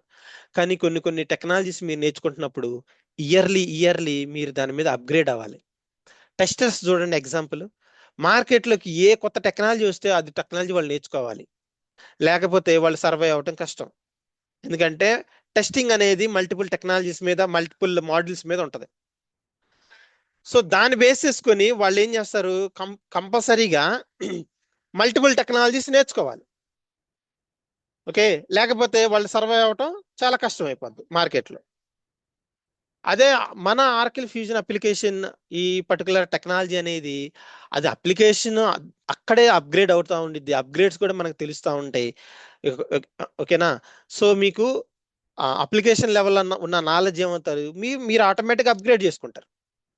అక్కడ వచ్చిన అప్డేటెడ్ స్కిల్ సెట్ ఏదైతే ఉంటాయో, అప్డేటెడ్ ఫంక్షనాలిటీ ఏవైతే ఉంటాయో వాటిని మీరు ఐ మీన్ అప్లికేషన్ వైజ్ గా అప్గ్రేడ్ అవుతూ ఉంటారు. కొత్త టెక్నాలజీస్ నేర్చుకోవాల్సిన అవసరమే ఉండదు. ఓకే, సో ప్రజెంట్ దీని ఫ్యూచర్ ప్రూఫ్ స్కిల్ సెట్ ఎందుకన్నానంటే, ఇక్కడ ఒక చిన్న ఏమంటారు ఒక అనాలిసిస్ ఉంది చూడండి. ERP cloud market 2020-2030. సో ఇప్పుడు ప్రజెంట్ ఇప్పుడున్న పరిస్థితిలో ఇంక్రీజ్ అవుతానే ఉంది తప్ప ఎక్కడ డిక్రీజ్ అయింది లేదు. ఓకే, సో మీరు సింపుల్ గా గుర్తుపెట్టుకోవాల్సింది ఏంటంటే, వరల్డ్ వైడ్ గా ఏదైనా ఒక ప్రాఫిటబిలిటీ నడవాలి, ఒక ఆర్గనైజేషన్స్ నడవాలి అంటే బిజినెస్ ప్రాసెస్ నడవాలి. ఆ బిజినెస్ ప్రాసెస్ ఎంత సింప్లిఫైడ్ అయితే, ఎంత ఈజియెస్ట్ అయితే, ఎంత కాస్ట్ రెడ్యూస్ అయితే కంపెనీస్ అంత ఎక్కువ యూజ్ చేస్తాయి. సో దాన్ని బేస్ చేసుకునే ఈ ఆర్కిల్ ఫ్యూజన్ అప్లికేషన్ ఈ ఫ్యూచర్ ఏమంటారు ప్రూఫ్ స్కిల్ గా ఉంటుంది. ఓకే, సో ఇదే స్కిల్ సెట్ మీకు ఫ్యూచర్ లోకి వెళ్ళేసరికి ఇంకా ఇంక్రీజ్ అవుతుంది. దీని మీద డిమాండ్ అనేది ఇంకా ఇంక్రీజ్ అవుతూ వెళ్తుంది. ఓకే, దీని మీద శాలరీస్ కూడా మీరు ఎక్స్పెక్ట్ చేయరు. ఓకే, సో రీసెంట్ గా మనకు వచ్చిన ఆఫర్స్ అయితే ఆ, ఏమంటారు మినిమం, నేను మినిమం చెప్తాను. With four plus years of experience we got 17+ package అండి. ఒకళ్ళకి 14+ వచ్చింది, ఒకళ్ళకి 17+ వచ్చింది. 5+ ఉన్న వాళ్ళకైతే ఒకళ్ళకి 18+ వచ్చింది, ఒకళ్ళకి 20+ వచ్చింది. ఇవి రీసెంట్ వచ్చిన ఆఫర్స్. ప్రీవియస్ చాలా మందికి వచ్చింది ఇట్లానే. ఓకే, 2025లో కొంచెం 1.5 or 2 lakhs డిఫరెన్స్ తక్కువ ఉండేది. బట్ ఇక్కడ ఈ ఇయర్ లో మాత్రం ప్యాకేజెస్ బాగా ఎక్కువ ఇస్తున్నారండి. సో కంపేర్ టు నేను ఎక్స్పెక్ట్ చేసిన దానికన్నా 2-3 lakhs ఎక్కువే ఉంటుంది ప్యాకేజ్. ఒక్కోసారి మన స్టూడెంట్ కూడా భయపడుతున్నారు, సార్ అంత ప్యాకేజ్ మేనేజ్ చేయగలనా అని. ఏముండదు అక్కడ. మీ మీ స్కిల్ సెట్, మీ వర్క్ పొజిషన్స్ ఏం మారవు. ప్యాకేజెస్ అది కరెంట్ ఉన్న పొజిషన్ బట్టి, రిక్వైర్మెంట్ బట్టి ప్యాకేజెస్ అలా ఉంటున్నాయి అంతే. మనకి ఎక్కువ ప్యాకేజ్ వస్తుంది కదా, మనకి ప్రెజర్ ఉంటుందా, వర్క్ ప్రెజర్ ఉంటుందా అని అనుకోవడానికి లేదండి. జనరల్ గా టీమ్స్ లో చూసుకుంటే, ఇప్పుడు మేము వర్క్ చేసే టీమ్ లో 20 years+ ఎక్స్పీరియన్స్ ఉంటాడు, 10 years ఎక్స్పీరియన్స్ ఉంటాడు, 5 years ఎక్స్పీరియన్స్ ఉంటాడు. ఓకే, ఒక్కోసారి 5 years ఎక్స్పీరియన్స్ ఉన్న ప్యాకేజ్ కి 10 years ఎక్స్పీరియన్స్ ఉన్న ప్యాకేజ్ ఈక్వల్ గా ఉంటుంది. ఎందుకంటే కరెంట్ పొజిషన్ అది. వాడు 5 to 10 years ఎక్స్పీరియన్స్ అంటే వాడు అప్పుడో జాయిన్ అయ్యాడు. అప్పుడున్న ప్యాకేజ్ ప్రకారం 10%, 20% ఇంప్రూవ్ అవ్వకుండా వచ్చింది శాలరీ. ఓకే, అదే ఇప్పుడు జాయిన్ అయ్యే క్యాండిడేట్స్ కి హ్యూజ్ ప్యాకేజెస్ వస్తున్నాడు. సో అదేంటంటే ఆ కంపారిటివ్ అనేది ఉండదు. సో అక్కడికి వెళ్ళిన తర్వాత వర్క్ అనేది ఈక్వల్, అందరూ ఒకటే వర్క్ చేస్తారు. ప్యాకేజెస్ తో సంబంధం ఉండదు. ప్యాకేజ్ అనే మాట రాదు అసలుకి. నీకు 25 lakhs ఇస్తాను, నువ్వు ఈ పని చేయాలి. నీకు 5 lakhs ఇస్తున్నాం కదా, నువ్వు ఈ పని చేయి చాలు, ఎట్లాంటివి ఏమి ఉండవండి. నీ పొజిషన్ పే చేసుకొని మీరు 10 lakhs తీసుకున్న ప్యాకేజీ, 20 lakhs ప్యాకేజ్ తీసుకున్న సేమ్ వర్క్ ఉంటుంది. ఓకేనా? సో యా, సో ప్రజెంట్ ఆర్కిల్, నేను ఇందాక నుంచి చెప్తున్నా, ఆర్కిల్ ఫ్యూజన్ అనేది టాప్ లో ఉంది. సో ఇందాక చెప్పాను, compare to all other applications మనం ఆర్కిల్ ఫ్యూజన్ ఎందుకు సెలెక్ట్ చేసుకోవాలి? ఎందుకంటే ఇది ప్రజెంట్ వరల్డ్ వైడ్ గా నంబర్ 1 పొజిషన్ లో ఉంది ఆర్కిల్ ఫ్యూజన్ అప్లికేషన్ అనేది. నంబర్ 1 పొజిషన్ లోకి ఎలా వచ్చింది? నంబర్ 1 పొజిషన్ లోకి ఆర్కిల్ ఫ్యూజన్ అనేది ఎలా వచ్చింది? సో కంపారిటివ్ ఏమవుతుందంటే, ఆల్ అదర్ అప్లికేషన్స్ కి ఆర్కిల్ అనేవాడు, ఆర్కిల్ ఫ్యూజన్ అప్లికేషన్ లెవెల్లో వీడు మల్టిపుల్ ఈఆర్పి అప్లికేషన్స్ ని అక్వైర్ చేసేస్తున్నాడు. మల్టిపుల్ ఈఆర్పి అప్లికేషన్ ని అక్వైర్ చేసేస్తున్నాడు. చేసేసి వాటిల్లో ఉన్న బెస్ట్ ఫీచర్స్ అన్ని తీసుకొచ్చి ఆర్కిల్ ఫ్యూజన్ లో పెట్టేస్తున్నాడు. ఓకే, ఇప్పుడు మీకు వేరే వేరే ఈఆర్పి అప్లికేషన్లో తీసుకుంటే వాళ్ళకి ఇప్పుడు ఎస్ఏపి కానివ్వండి, మైక్రోసాఫ్ట్ డైనమిక్స్ కానివ్వండి, వర్క్ డే కానివ్వండి, ఇన్ఫార్ కానివ్వండి, ఇవి ఏంటంటే ఇప్పుడు ఈ వర్క్ డే అనేది HCM కి ఫేమస్ అండి బాగా. తర్వాత ఇన్ఫార్ అనేది మ్యానుఫ్యాక్చరింగ్ యాక్టివిటీస్ ఫేమస్ అండి. ఎస్ఏపి కూడా సప్లై చైన్ మేనేజ్మెంట్ కి ఫేమస్. సో వేరాజ్ ఇవన్నీ ఏంటంటే క్లౌడ్ బేసిస్ కాదు. అండ్ ఇంకొకటి ఆర్కిల్ ఫ్యూజన్ అప్లికేషన్ అనేది క్లౌడ్ బేస్డ్. ఇంకొకటి, సో దీంట్లో ఏమవుతుంది, ఇది ఫేమస్ ఏంటి, మ్యానుఫ్యాక్చరింగ్, సర్వీస్ ఓరియంటెడ్ అన్ని. సో ఈ ఈ ఆర్కిల్ ఈఆర్పి అప్లికేషన్లో ఏమవుతుందంటే మల్టిపుల్ వీడు అక్వైర్ చేసుకుని ఉన్నాడు కాబట్టి దాంట్లో ఉన్న బెస్ట్ ఫీచర్స్, మ్యానుఫ్యాక్చరింగ్ కావాల్సిన బెస్ట్ ఫీచర్స్, సర్వీస్ ఓరియంటెడ్ కావాల్సిన బెస్ట్ ఫీచర్స్, ఓకే హెచ్ఆర్ కావాల్సిన బెస్ట్ ఫీచర్స్ అన్ని తీసుకొచ్చి దీంట్లో అడాప్ట్ చేసేస్తున్నాడు ఫంక్షనాలిటీస్. దానివల్ల సో ఇన్ని మల్టిపుల్ ఫీచర్స్ ఒకే అప్లికేషన్ లో వస్తే మనం మల్టీ ఫీచర్స్ కోసం మల్టిపుల్ అప్లికేషన్స్ మేనేజ్ చేయడం కష్టం కాబట్టి అందరు యూజర్స్ ఆర్కిల్ ఫ్యూజన్ వాడికి మైగ్రేట్ అవుతున్నారు. Comparatively 150 to 200 customers yearly convert అవుతున్నారండి ఆర్కిల్ ఫ్యూజన్ మీదకి. సో ఇప్పటి వరకు నేనైతే ఆర్కిల్ ఫ్యూజన్ మీద కాల్స్ తక్కువ ఉన్నాయి, లేకపోతే ఆర్కిల్ ఫ్యూజన్ మీద ఓకే డౌన్ ఫాల్ ఉంది మార్కెట్ అనే పదం వినలేదు. ఇది day by day, year by year huge గా ఇంక్రీజ్ అవుతూ వెళ్తుంది. సో ఎస్ఏపి గ్రాఫ్ అనేది తగ్గుతుంది, పెరుగుతుంది. ఇప్పుడు ప్రజెంట్ అయితే డౌన్ ఫాల్ లో ఉంది. కానీ ఆరకిల్ ఫ్యూజన్ అయితే మాత్రం ఎప్పుడు తగ్గింది లేదండి. అండ్ ఇంకొకటి, why should I select Oracle fusion application? Oracle Fusion ఎందుకు నేర్చుకోవాలి? ఎస్ఐపి నేర్చుకోవచ్చుగా, లేకపోతే వర్క్ డే నేర్చుకోవాలి. ఇవన్నీ టాప్ 5 లో ఉన్నాయి. టాప్ 1 ఎందుకు నేర్చుకోవాలి? టూ థర్డ్ 5 కూడా నేర్చుకోవచ్చుగా నేను అంటే, ఎస్ నేర్చుకోవచ్చు. కాకపోతే ఈ ఆర్కిల్ ఫ్యూజన్ నేర్చుకోవడానికి మీకు 2-3 మంత్స్ టైం పడుతుంది. ఆర్కిల్ ఫ్యూజన్ నేర్చుకోవడానికి మీకు 2-3 మంత్స్, ఆల్ ఫినాన్షియల్స్ నేర్చుకోవడానికి మీకు విత్ ఇన్ 2-3 మంత్స్ అయిపోద్ది. బట్ వేరాజ్ ఎస్ఏపి నేర్చుకోవాలనుకున్నా, డైనమిక్స్ నేర్చుకోవాలనుకున్నా, ఇవి ఇవి చిన్నవి. వర్క్ డే అంటే హెచ్ఆర్ కి సంబంధించింది, డైనమిక్స్ అన్న చిన్నది. సో ఇవన్నీ ఏంటంటే చిన్న కంపెనీస్, చిన్న మాడ్యూల్స్. అయినా కానీ ఎస్ఏపి నేర్చుకోవాలంటే మీకు 1 ఇయర్ పడుతుంది టైం. ఇవన్నీ కూడా టెక్నికల్ కాంపోనెంట్స్ ఉంటాయండి. కోడింగ్ అని, సో కొన్ని కొన్ని కోడ్స్ గుర్తుపెట్టుకోవాలి. సో ఇవన్నీ ఏంటంటే కొంచెం కాంప్లికేటెడ్. అంత ఈజీగా నేర్చుకోవడం కుదరదు. మీకు కొన్ని ప్రీ రిక్విజిట్స్ కావాలి. ప్రీ రిక్విజిట్ అంటే కొంత స్కిల్ సెట్ అనేది ఉండాలి. అప్పుడు మాత్రమే ఇవి నేర్చుకోగలుగుతారు. అందరూ ఏదో అంటారు, వర్క్ డే అని, డైనమిక్స్ అని, లేకపోతే ఎస్ఏపి అని, వాళ్ళు నేర్చుకుంటున్నాను నేను కూడా నేర్చుకుంటున్నానని. సో అక్కడికి వెళ్ళిన తర్వాత అర్థమవుతుంది అది ఎంత రాంగ్ స్టెప్ అనేది. సో ఎస్ఏపి నేర్చుకొని జాబ్ కొట్టిన వాళ్ళని నేను చాలా తక్కువ మందిని చూశానండి, టు బి ఫ్రాంక్. నాకున్న ఆ, ఏమంటారు, ఆ, ఒక 10-20 మెంబర్స్ ఫ్రెండ్స్ లో కొంతమంది ఎస్ఐపి నేర్చుకుని స్టార్ట్ చేసి నేర్చుకుని మానేసిన వాళ్ళలో 20 మెంబర్స్ లో 15 మెంబర్స్ మానేసిన వాళ్ళే. చాలా తక్కువ మంది జాబ్స్ చేశారు. వాళ్ళు కూడా ఒక 2-3 ఇయర్స్. అంటే నేను ఎప్పుడైతే ఆర్కిల్ ఫ్యూజన్ మీద, నేను ఇనిషియల్ గా నా కెరీర్ అకౌంటెంట్ గా స్టార్ట్ చేసినప్పుడు నేను ఆర్కిల్ ఫ్యూజన్ మీదకి వచ్చాను. మా వాళ్ళు కొంతమంది ఎస్ఐపి మీదకి వెళ్ళారు, కొంతమంది ఆర్కిల్ మీదకి వచ్చారు. మేము త్వరగా సెటిల్ అయ్యాము. వాళ్ళు ఒక 2-3 ఇయర్స్ కష్టపడిన తర్వాత వాళ్ళే ఎస్ఐపి మీదకి వెళ్ళారు, సెటిల్ అయ్యారు. తర్వాత కొంతమంది డ్రాప్ అయిపోయి మళ్ళీ ఆర్కిల్ ఫ్యూజనే నేర్చుకున్నారు. అంటే మేము నేర్చుకున్నప్పుడు ఫ్యూజన్ రాలేదు, ఇంకా అప్పుడు ఈబిఎస్ ఉంది. ఓకే. సో అలా మార్కెట్ ఏమవుతుంది అప్పుడు నేర్చుకోవడంలో ఏంటంటే డిఫికల్టీస్ ఉంటాయి దాంట్లో. మీరు అంత ఈజీగా నేర్చుకోలేరు. నేర్చుకోవడం ఒకటంటే దాని మీద మళ్ళీ ప్రాక్టీస్ చేసి మళ్ళీ మీరు దాని మీద జాబ్కి రెడీ అవ్వాలంటే ఇంకొక 1 ఇయర్ పడుతుంది ప్రాక్టీస్కి. ఇన్స్టెన్సెస్ తక్కువ దొరుకుతాయి దాని మీద. ఓకే. సో అది difficulties compare to ఆర్కిల్ fusion application మిగతా వాటికి. సో ఇందాక చెప్పా కదా, ఆర్కిల్ ఫ్యూజన్ అనేది చాలా మల్టిపుల్ ఈఆర్పి అప్లికేషన్ ఎక్వైర్ చేసిందండి అని. So they are the multiple applications అండి. JD Edwards, Siebel, PeopleSoft, తర్వాత హైపీరియన్, మైక్రోసాఫ్ట్, ఇవన్నీ నెట్సుట్, ఇవన్నీ కూడా ఈ మల్టిపుల్ అప్లికేషన్స్. ఇవి ప్రిమివేరా ఒకటి, మైక్రోస్ ఒకటి, హైపీరియన్, ఇవన్నీ ఇలాంటి ఏంటంటే కన్స్ట్రక్షన్ డిపార్ట్మెంట్స్ లో, ప్రాజెక్ట్ కి సంబంధించిన కంపెనీస్ లో ఎక్కువ యూజ్ చేస్తారు. జేడి అడ్వర్డ్స్, సిబిల్, ఇవి మ్యానుఫ్యాక్చరింగ్ కంపెనీస్ లో ఎక్కువ సాఫ్ట్వేర్ ఏమంటారు, మ్యానుఫ్యాక్చరింగ్ కంపెనీస్ లో యూజ్ చేస్తూ ఉంటారు. నెట్ సూట్ ఇవేమో సర్వీస్ ఓరియంటెడ్ కంపెనీలో యూజ్ చేస్తూ ఉంటారు. ఈ బిజినెస్ సూట్ అండి. సో ఇదొకటి వచ్చేసరికి ఆర్కిల్ కి సంబంధించిన బేస్ అప్లికేషన్. ఇది ఆర్కిల్ కి సంబంధించిన బేస్ ఈఆర్పి అప్లికేషన్. ఇవి తప్ప మిగతావన్నీ కూడా other ERP applications. Oracle fusion application, ఈ బిజినెస్ సూట్, ఈ రెండు తప్ప మిగతా ఇక్కడ ఉన్నవన్నీ కూడా ఆర్కిల్ కి సంబంధించిన ప్రొడక్ట్స్ కాదు. అవి అవి వేరే ఇండివిజువల్ ప్రొడక్ట్స్. వాటిని ఆర్కిల్ ఏం చేశాడంటే అక్వైర్డ్ చేసేసాడు. సో ఇవన్నీ కూడా ఇప్పుడు ఆర్కిల్ కింద పనిచేస్తాయి. ఓకే. ఇప్పుడు మనం ఈ బిజినెస్ సూట్ గురించి, ఫ్యూజన్ అప్లికేషన్ గురించి డిస్కస్ చేద్దాం. వాట్ ఈజ్ ఈ business suit, what is fusion application? So ఈ బిజినెస్ సూట్ అనేది నేను ఇంకా డీటెయిల్ గా మీకు కోర్స్ స్టార్ట్ అయినప్పుడు ఫస్ట్ సెషన్ నుంచి ఇంకా డీటెయిల్ గా చెప్తాను. ఇక్కడ మీకు హై లెవెల్ లో చెప్తాను. ఈ బిజినెస్ సూట్ అనేది ఓల్డ్ వెర్షన్ అండి.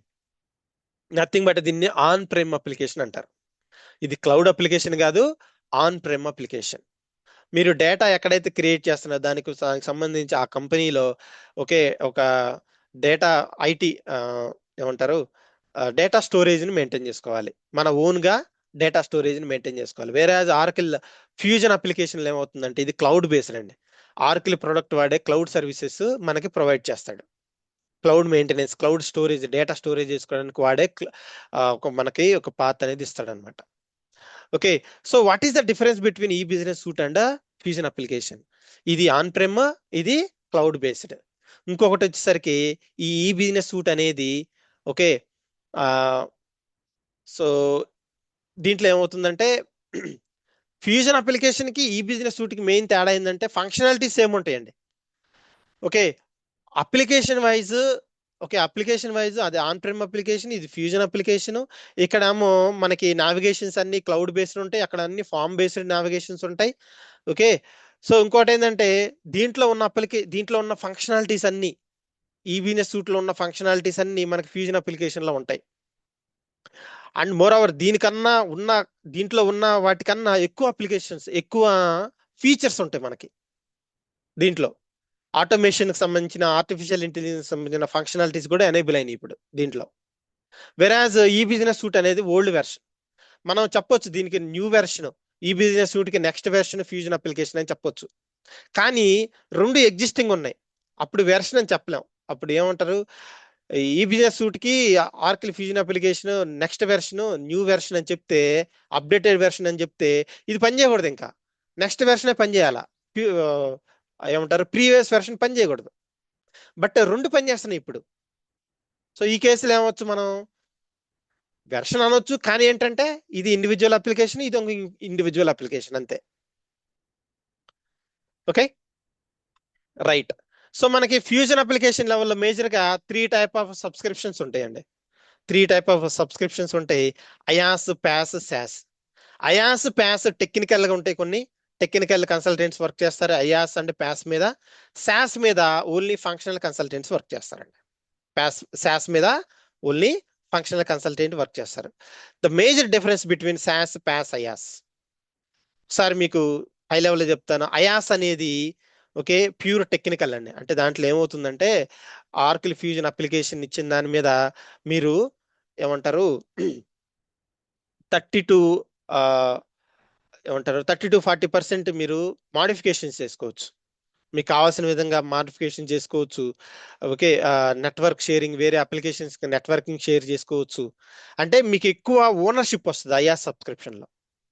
ఎగ్జాంపుల్, మీరు ఒక కారు కొన్నారనుకోండి, లెట్స్ సే ఇప్పుడు మీరు ఓకే, ఆ ఎగ్జాంపుల్ తర్వాత చెప్తాను. సో అప్లికేషన్ అయాస సబ్స్క్రిప్షన్ ఏమవుతుందంటే, అప్లికేషన్ మీకు ఓనర్షిప్ అనేది వస్తుంది, మీకు అన్ని లెవెల్లో యాక్సెస్లు వస్తాయి. ప్యాస్ లెవెల్లోకి వచ్చేసరికి మీకు ఇంటిగ్రేషన్ యాక్సెస్ వస్తుంది. ఓకే, మీరు థర్డ్ పార్టీ స్క్రీన్స్ క్రియేట్ చేసుకోవచ్చు, బ్యాక్ ఎండ్ కొంత యాక్సెస్ చేసుకోవచ్చు. ఓకే, థర్డ్ పార్టీ అప్లికేషన్స్ అని మీరు దీనికి ఇంటిగ్రేట్ చేసుకోవచ్చు. సాస్ వచ్చేసరికి దీంట్లో స్టాండర్డ్ ఫంక్షనాలిటీస్ అండి. There is no technical. SaaS లెవెల్లో టెక్నికల్ ఏముండదు. మీకు టెక్నికల్ ఆర్కిల్ వాడు మీరు సబ్స్క్రైబ్ తీసుకోగానే ఒక యూఆర్ఎల్ ఇస్తాడు, దాంట్లో మీరు జస్ట్ డేటా ఎంట్రీ చేసుకోవటం, దాంట్లో అప్లికేషన్ వాడటం. ఈ సబ్స్క్రిప్షన్స్ అనేవి అయాస్, ప్యాస్, శాస్ సబ్స్క్రిప్షన్ అనేవి కంపెనీ లెవెల్లో అండి. ఒక ఏబిసి లిమిటెడ్ కంపెనీని తీసుకుంటారంటే ఎగ్జాంపుల్ గా, ఆ ఏబిసి లిమిటెడ్ కంపెనీలో ఇంప్లిమెంట్ చేయడం కోసం వాడే ఈ సబ్స్క్రిప్షన్స్ ఇవి. ఈ సబ్స్క్రిప్షన్ ఎవరు తీసుకునేది, మనం కాదు, ఏబిసి లిమిటెడ్ కంపెనీ వాడు తీసుకుంటాడు. సో వాడి రిక్వైర్మెంట్ బేస్ చేసుకొని, వాడిది హ్యూజ్ లెవెల్లో మల్టీనేషనల్ లెవెల్లో కంపెనీస్ ఉన్నాయంటే వాడు అయాస్ తీసుకుంటాడు. ఓకే, కంట్రీ లెవెల్లోనే ఉంది, మీడియం లెవెల్ ఆర్గనైజేషన్ నడుస్తుందంటే ప్యాస్ తీసుకుంటాడు. అది కాక బేసిక్ ఉంది, మినిమం కంపెనీ, నార్మల్ కంపెనీ అనుకుంటే శాస్ తీసుకుంటాడు. శాస్ లెవెల్ ఏమవుతుంది, ఓన్లీ వాడు డేటా ఎంటర్ చేయటం, రిపోర్ట్స్ జనరేట్ చేసుకోవటం, అంతే ఉంటుంది. సింపుల్ ఎగ్జాంపుల్ చెప్పాలంటే, ఇక్కడ మీరు ఒక చోటకి ట్రావెల్ చేయాలనుకుంటున్నారండి, ఒక చోటకి ట్రావెల్ చేయాలనుకుంటున్నారు. సో మీరు ఒక ట్యాక్సీ తీసుకున్నారనుకోండి, ఇక్కడ మీ రెస్పాన్సిబిలిటీ ఏంటండి, జస్ట్ మీరు కార్లో ఎక్కి కూర్చుంటారు, మీరు ట్రావెల్ చేసిన డిస్టెన్స్ ని బట్టి మీరు పే చేస్తారు అంతే. ఆ కార్ మీద మీకు ఎలాంటి ఓనర్షిప్ ఉండవు, ఎలాంటి ఏమంటారు డ్రైవింగ్ రెస్పాన్సిబిలిటీస్ ఉండవు, మెయింటెనెన్స్ యాక్టివిటీస్ కూడా ఉండవు.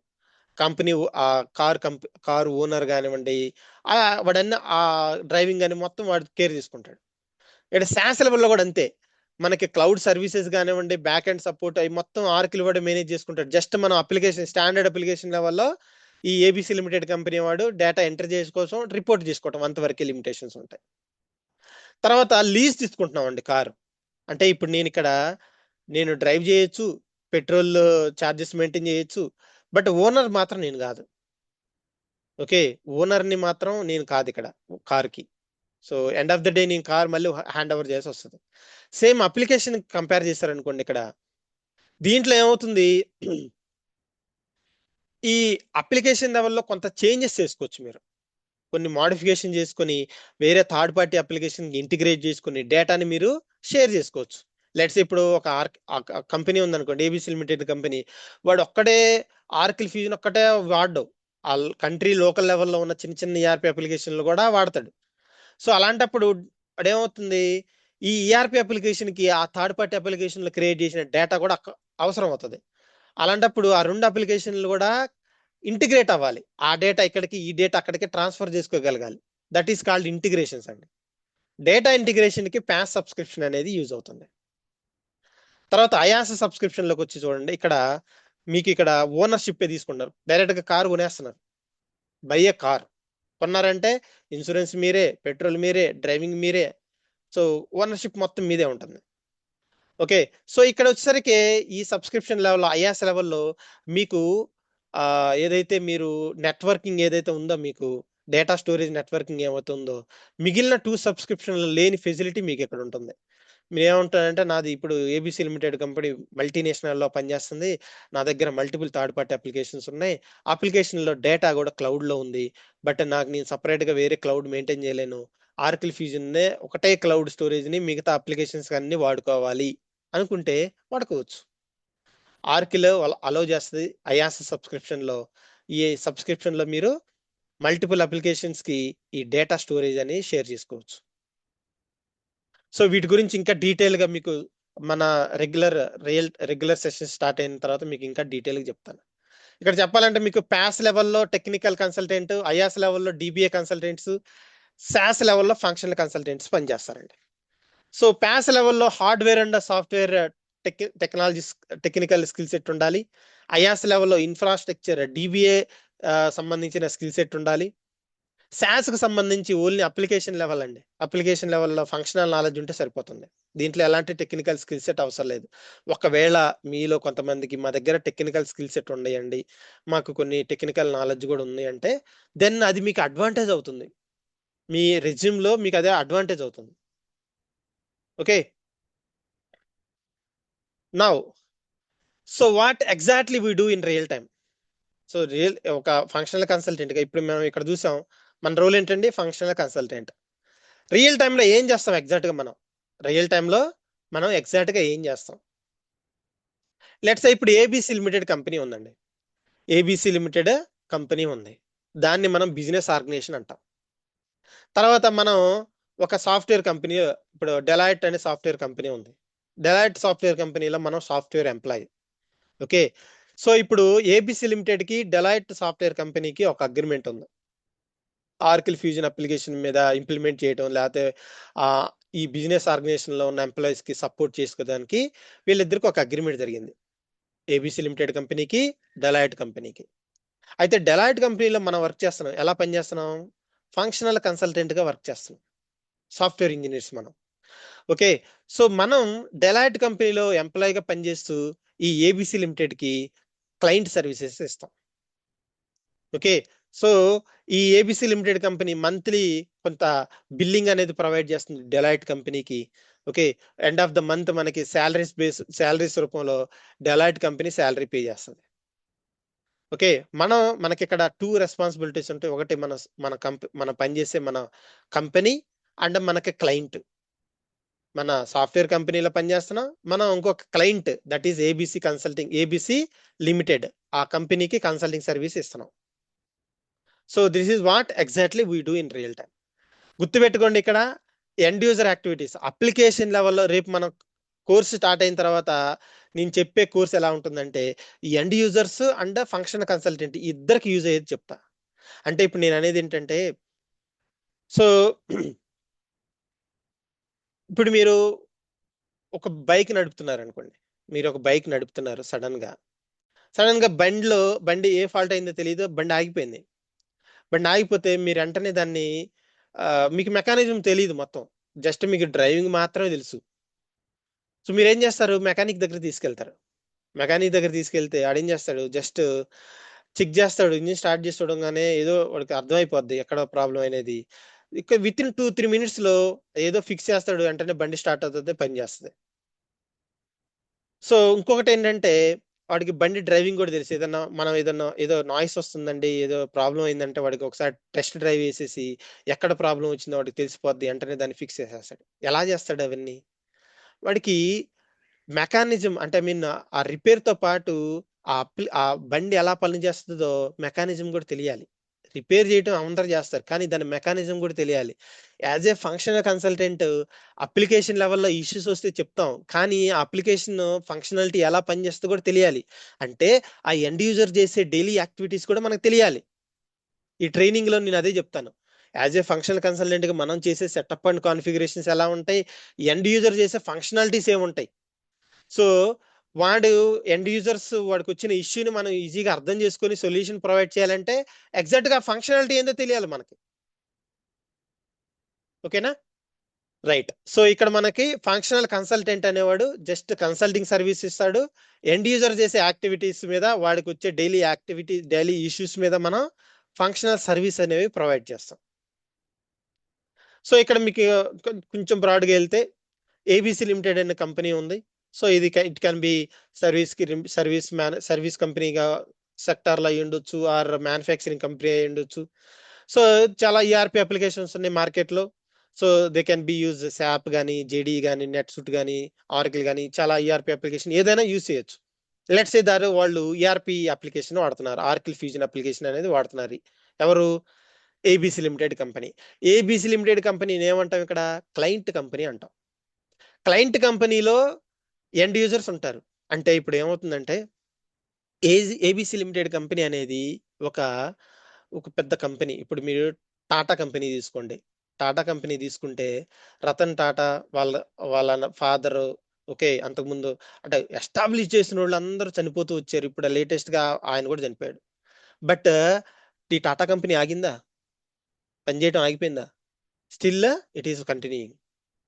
అంటే ఇక్కడ ఏంటండి, కంపెనీ అనేది ఏమంటారు, ఇట్స్ కంటిన్యూషన్ ప్రాసెస్. కంపెనీ అనేది దాంట్లో ఉన్న ఎంప్లాయీస్ కానివ్వండి, ఓనర్స్ కానీ జస్ట్ హ్యూమన్స్. దే కెన్ ఎప్పుడైనా వాడు ఉండొచ్చు, పోవచ్చు, కానీ ఆ కంపెనీ అనేది కంటిన్యూషన్ ప్రాసెస్. ఇక్కడ ఆర్కిల్ ఫ్యూజన్ అప్లికేషన్ అనేది ఒకటి వాడుతున్నారు. సో ఇక్కడ ఏంటంటే ఈ ఎంప్లాయీస్ అనేవాళ్ళు కూడా టెంపరీ. ఈ రోజు ఎంప్లాయీ ఒకడు ఉన్నాడు, ఆడు ఈ రోజు ఉంటాడు, రేపు పొద్దు నుంచి మానేస్తాడు. నేను రావట్లేదు, జాబ్ మానేస్తున్నాను, నాకు వేరే జాబ్కి వెళ్తున్నాను అంటాడు. దానికి ఎవరేం చేయగలిగింది లేదు. సో ఇప్పుడు ఏబిసి లిమిటెడ్ వాడు, నేను పర్టికులర్ మహేష్ అనే ఎంప్లాయీకి ఫుల్ యాక్సెస్ ఇచ్చాడు అప్లికేషన్ మొత్తం మీద. సో ఈ ఏబిసి లిమిటెడ్ ఏంటంటే అప్రైజల్స్ వచ్చినాయి, శాలరీ పెంచలేదు. మహేష్ అనేవాడు కోపం వచ్చింది.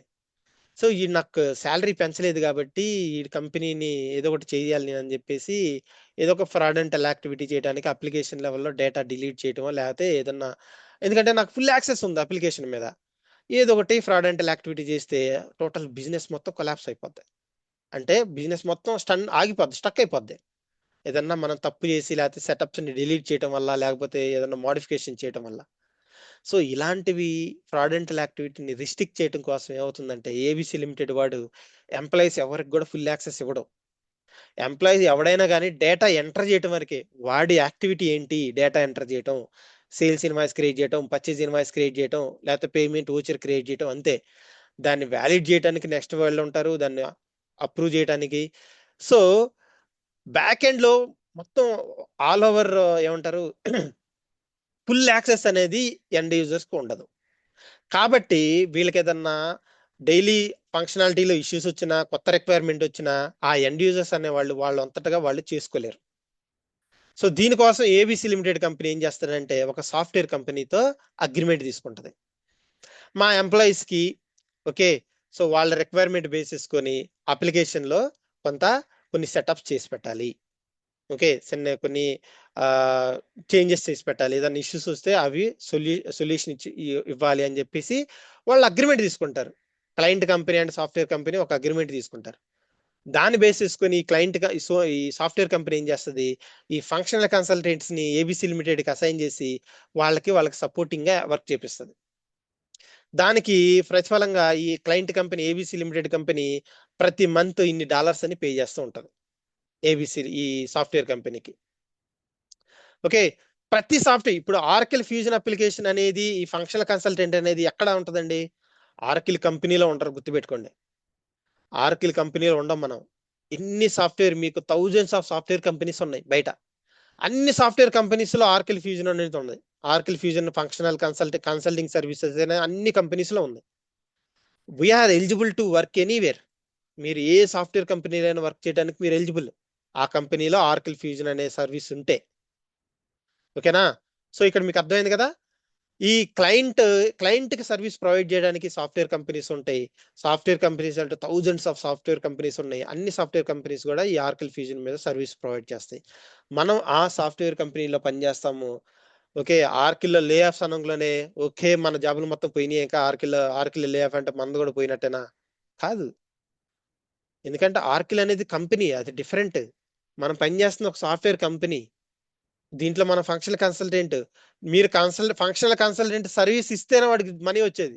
అంటే మీకు అర్థమవుతుందా?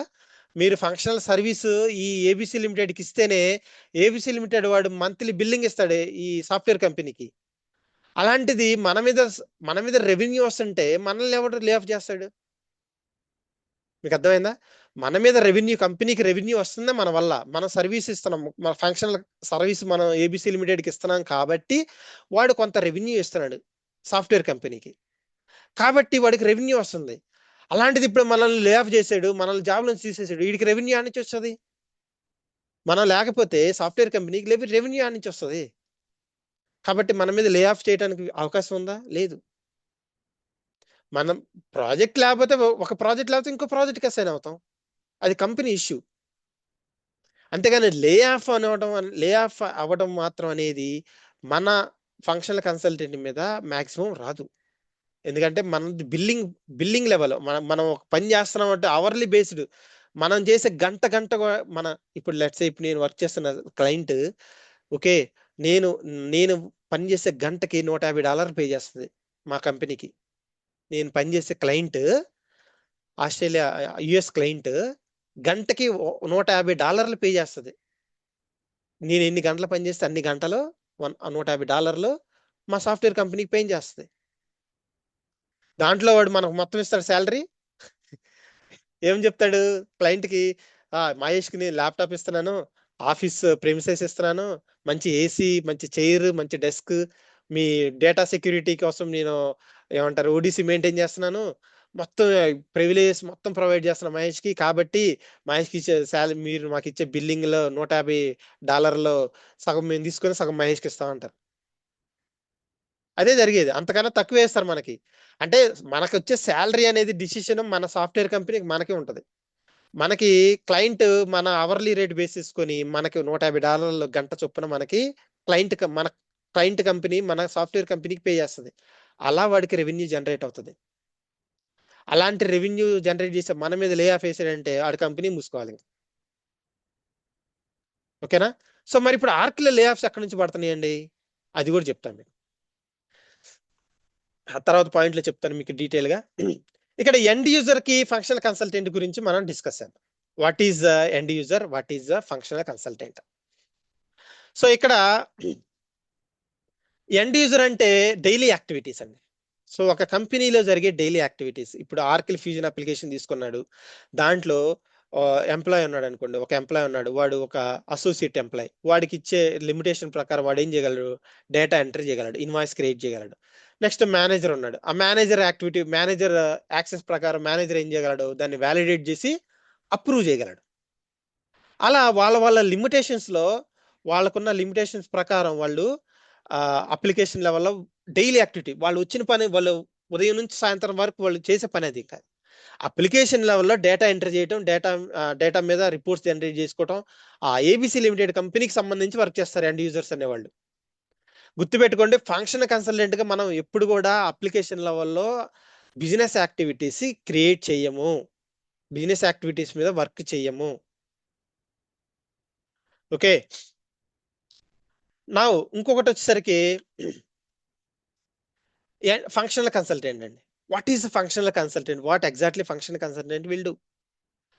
ఫంక్షనల్ కన్సల్టెంట్ అనేవాడు, ఓకే, ఈ ఏబిసి లిమిటెడ్ ఓవరాల్, ఇప్పుడు మీకు ఈ ఎండ్ యూజర్ ఉన్నాడు అనుకోండి, ఈ ఎండ్ యూజర్ కి ఆ ఏపీ డిపార్ట్మెంటో, లేకపోతే ఏఆర్ డిపార్ట్మెంటో, ఆర్ ఫినాన్స్ డిపార్ట్మెంటో, ఆర్ క్యాష్ మేనేజ్మెంట్, ప్రొక్యూర్మెంటో, లేకపోతే సేల్స్, ఏదో ఒక డిపార్ట్మెంట్ లెవెల్లో పనిచేస్తాడు వాడు.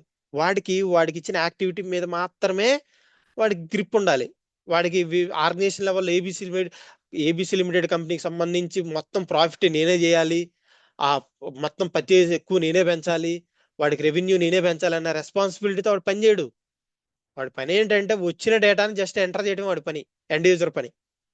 వెరాజ్ ఫంక్షన్ కన్సల్టెంట్ మన పని ఏంటి, ఆ ఏబిసి లిమిటెడ్ కంపెనీ ఓవరాల్ గా పనిచేసే ఎండ్ యూజర్స్ అందరికి ఏదన్నా ఇష్యూస్ వస్తే సొల్యూషన్ ప్రొవైడ్ చేయడం, వాడు ఏదైనా కొత్త రిక్వైర్మెంట్ అడిగితే కొత్త రిక్వైర్మెంట్ కి సంబంధించి మనం అడ్వైజులు ఇవ్వడం.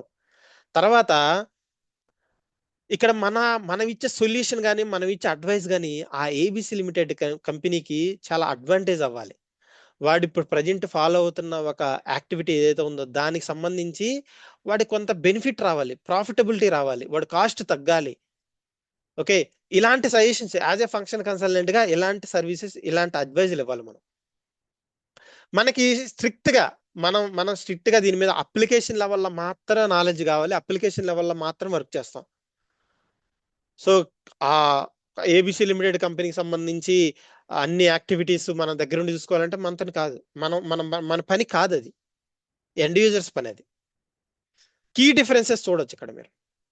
ఓకే, ఎండ్ యూజర్స్ ఓన్లీ వాళ్ళ డైలీ యాక్టివిటీస్ మీద లిమిటేషన్ అయిపోయి ఉంటారు.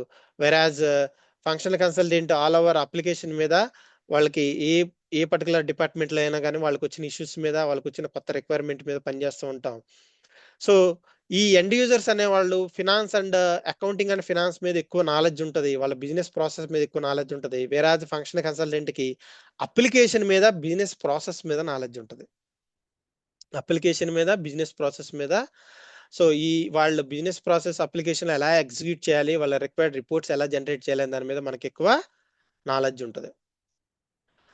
Okay, so yeah as a function consultant గా మనం ఏం చేయాలండి, ఫస్ట్ ఆర్గనైజేషన్ బిజినెస్ ప్రాసెస్ అర్థం చేసుకోవాలి.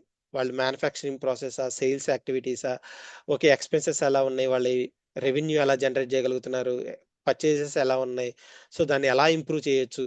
యాజ్ ఏ ఫంక్షన్ కన్సల్టెంట్ గా మనం ఇచ్చే ఒక సొల్యూషన్ అనేది వాళ్ళకి వాళ్ళ బిజినెస్ ప్రాఫిటబిలిటీని ఇంక్రీజ్ చేయాలి, వాళ్ళు పెట్టే కాస్ట్ ని రెడ్యూస్ చేయాలి, సో ప్రొడక్టివిటీని ఆప్టిమైజ్ చేయాలి, ఇలాంటివన్నీ వాళ్ళు ఎక్స్పెక్ట్ చేస్తారు.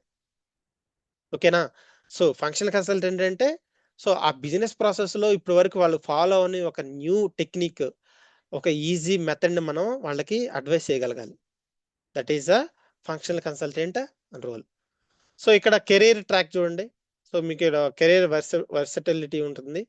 సో మీరు లైఫ్ ఏమంటారు, ఇప్పుడు మీరు స్టార్ట్ చేస్తే ఇక్కడ నెక్స్ట్ 25 to 30 years మీరు దీంట్లోనే కంటిన్యూ అవ్వచ్చు సింపుల్ గా. అంటే అంటే రిటైర్ అయిపోయేది వరకు కూడా ఈ సాఫ్ట్వేర్ సైడ్ నుంచి రిటైర్ అయిపోవాలి అనుకుంటే డెఫినెట్ గా ఇక్కడ నుంచి ఆర్కిల్ ఫ్యూజన్ మీద రిటైర్ అయిపోవచ్చు.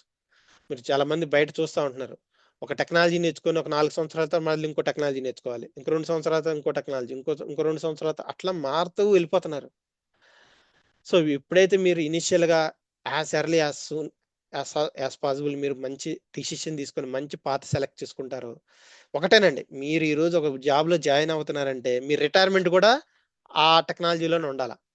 అంతేగాని మీరు ఒక టెక్నాలజీలో స్టార్ట్ అయ్యి మళ్ళీ వేరే దాంట్లోకి వెళ్ళి అక్కడ నుంచి వేరే దాంట్లోకి వెళ్ళి అక్కడ నుంచి వేరే దాంట్లోకి వెళ్ళి మీ కెరీర్ లో 4-5 టెక్నాలజీలకు వెళ్ళారనుకోండి, సో అది మీకు ఫుల్ స్ట్రెస్ ఉంటది, ఫుల్ టెన్షన్స్ ఉంటాయి. ఓకే, అది పీస్ఫుల్ ఉండదు మైండ్. సో ఇక్కడ ఈ ఫ్యూజన్ ఈ ప్రొఫైల్ తీసుకున్నారంటే డెఫినెట్ గా చెప్తున్నాను. సో నేను ఒక్కనే ఎగ్జాంపుల్ కాదు, ఇప్పుడు నేను 10 years 15 years ఒకటే ప్రొఫైల్లో ఉన్నా. అలాగనే చాలా మంది ఉన్నారు. ఆర్కిల్ ఫ్యూజన్ మీదకి వచ్చిన వాళ్ళు కూడా వేరే టెక్నాలజీకి వెళ్ళరు, ఇంక వాళ్ళు అంతే ఫిక్స్ అయిపోతారు, ఇక దాంట్లోనే ఫిక్స్ అయిపోతారు, లైఫ్ దాంట్లోనే ఫిక్స్ అయిపోతాయి ఇంకా. సో ఎంత ఈజీగా ఉండిద్ది అంటే ఇప్పుడు మీకు నేను కోర్స్ చెప్తున్నాను, మీకు మీకు కోర్సెస్ చెప్తున్నాను, నా వర్క్ నేను చేసుకుంటున్నాను. అదే వేరే వాళ్ళు అయితే చేయగలుగుతారా పని, అంటే వేరే టెక్నాలజీస్ కానీ వేరే వాళ్ళు చేయగలుగుతారా, చేయలేరు. వాళ్ళ ఆఫీస్ వర్కే సరిపోద్ది. ఎందుకు ఈ మాట చెప్తున్నానంటే మీకు అంత వర్క్ అంత ఈజీగా ఉంటుంది అనమాట, అంత ఈజీగా హ్యాండిల్ చేసుకోవచ్చు, మల్టిపుల్ టాస్క్ ని మీరు హ్యాండిల్ చేసుకోవచ్చు మీ ఈ ఆర్కిల్ ఫ్యూజన్ జాబ్ తో పాటు. ఓకే, సో ఈ జాబ్ డెసిగ్నేషన్స్ ఎలా ఉంటాయి, స్కోప్ ఎలా ఉంటుంది. సో కామన్ డెసిగ్నేషన్ అండి ఫంక్షనల్ కన్సల్టెంట్ అండి. మన కామన్ డెసిగ్నేషన్ వచ్చేసరికి ఫంక్షనల్ కన్సల్టెంట్. సో మనకి మెయిన్ గా మన స్కోప్ ఎలా ఉంటుంది అంటే ఇంప్లిమెంటేషన్ అండ్ సపోర్టింగ్. ఇంప్లిమెంటేషన్ అంటే ఇప్పటి వరకు ఆ ABC limited company Oracle fusion application వాడలేదు. వేరే వేరే అప్లికేషన్స్ వాడాడు. ఇప్పుడు కొత్తగా ఆర్కిల్ ఫ్యూజన్ అప్లికేషన్ యూజ్ చేయాలనుకుంటున్నాడు. దాన్ని న్యూ ఇంప్లిమెంటేషన్ ప్రాసెస్ అంటారు. దాంట్లో ఆ ప్రీవియస్ అప్లికేషన్స్లో వాళ్ళు వాడిన డేటాని, or supplier data, customer data, employee డేటాని ఇక్కడికి తీసుకురావాలి. దాన్ని మైగ్రేషన్ అంటారు. ఓకే, ఇవన్నీ కూడా మనకి ఇంప్లిమెంటేషన్ ప్రాసెస్లో చేస్తాం. తర్వాత సపోర్టింగ్ ప్రాసెస్ అండి, అంటే ఇంప్లిమెంటేషన్ ఆల్రెడీ అయిపోయింది. సో ఇప్పుడు ఏంటంటే వీళ్ళకి end to end day to day activities, వాళ్ళకి మంత్ ఎండ్ యాక్టివిటీస్ కానీ, కొత్త ఫంక్షనాలిటీస్ని ఎనేబుల్ చేయడం కానివ్వండి, ఇలాంటివన్నీ ఈ సపోర్టింగ్ ప్రాజెక్ట్లో మనం సపోర్ట్ చేస్తూ ఉంటాం. ఇక్కడ టికెటింగ్ టూల్స్ ఉంటాయి. వాళ్ళు మనం డైరెక్ట్గా కాంటాక్ట్ అవ్వరు, మనకు ఒక టికెట్ రేస్ చేస్తారు. టికెట్ అంటే నథింగ్ బట్ ఇన్సిడెంట్ ఒకటి రేస్ చేస్తారు సర్వీస్ నౌలో. సో మాకు ఇది రిక్వైర్మెంట్ ఉంది, లేకపోతే మాకు ఇక్కడ ఇష్యూ వస్తుంది అని. దాన్ని బేసేసుకొని మనం ప్రయారిటీని బేసేసుకొని మనం టికెట్స్ సొల్యూషన్స్ ప్రొవైడ్ చేస్తాం. సో మన డెసిగ్నేషన్ వచ్చేసరికి ఫంక్షన్ కన్సల్టెంట్, మన స్కోప్ వచ్చేసరికి ఇంప్లిమెంటేషన్స్ అండ్ సపోర్టింగ్ యాక్టివిటీస్. ఈ ఏబిసి లిమిటెడ్ కంపెనీకి ఒక కొత్త ప్రాజెక్ట్, కొత్త ఆర్కిల్ ఫ్యూజన్ అప్లికేషన్ ఇంప్లిమెంట్ చేయడం, లేకపోతే ఆల్రెడీ ఇంప్లిమెంటేషన్ ఉంటే దాని మీద సపోర్టింగ్ యాక్టివిటీస్ ప్రొవైడ్ చేయడం. వీటి గురించి మనం డీటెయిల్గా రియల్ టైమ్ సెషన్లో ఇంకోసారి డిస్కస్ అయిపోతాం. సో ఈ పర్టికులర్గా కోర్స్ లెవెల్లో ఆర్కిల్ ఫ్యూజన్ ఫినాన్షియల్స్ కోర్స్ లెవెల్లో మేజర్గా మనం కవర్ చేయబోయే మాడ్యూల్స్ అండి ఇవి. ఏపీ, ఏఆర్, ఎఫ్ఏసిఎం ఇవన్నీ సబ్లిడ్జర్స్ అండి. ఏపీ, ఏఆర్, ఎఫ్ఏసిఎం ఇవన్నీ సబ్లిడ్జర్స్. తర్వాత జిఎల్ అనేది మెయిన్ లెడ్జర్ అండి. ఈ 5 మాడ్యూల్స్ గురించి, ఇంకోటి ఎక్స్పెన్సెస్ ఉంది, అది పార్ట్ ఆఫ్ ఏపీ.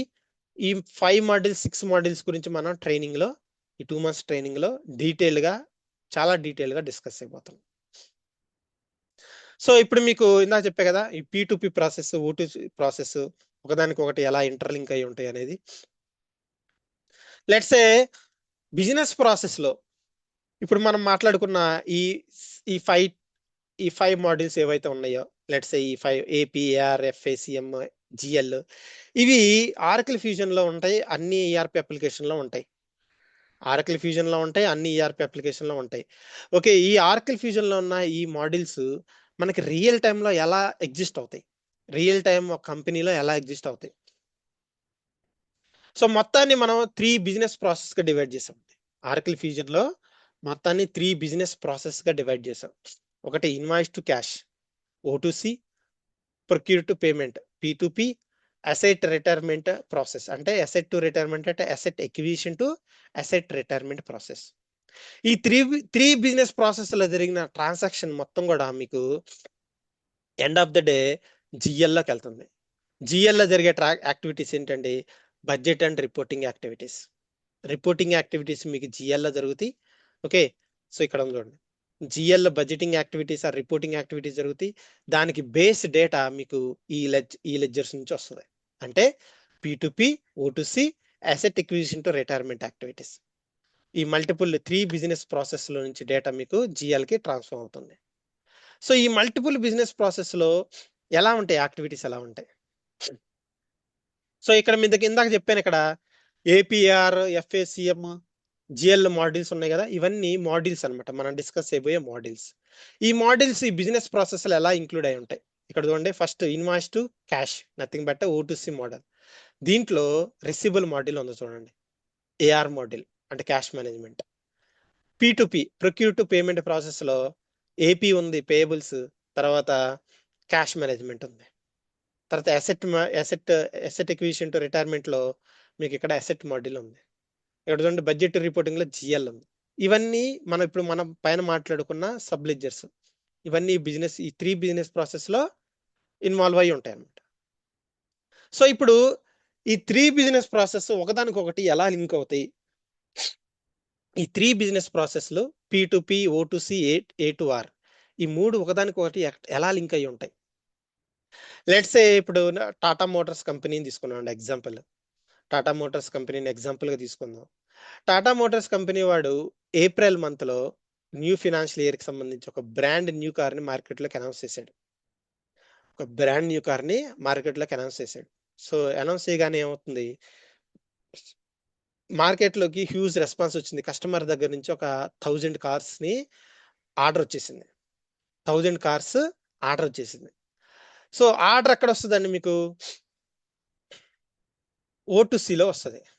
ఓటీసీలో మీకు కస్టమర్స్ దగ్గర నుంచి ఆర్డర్ వస్తుంది.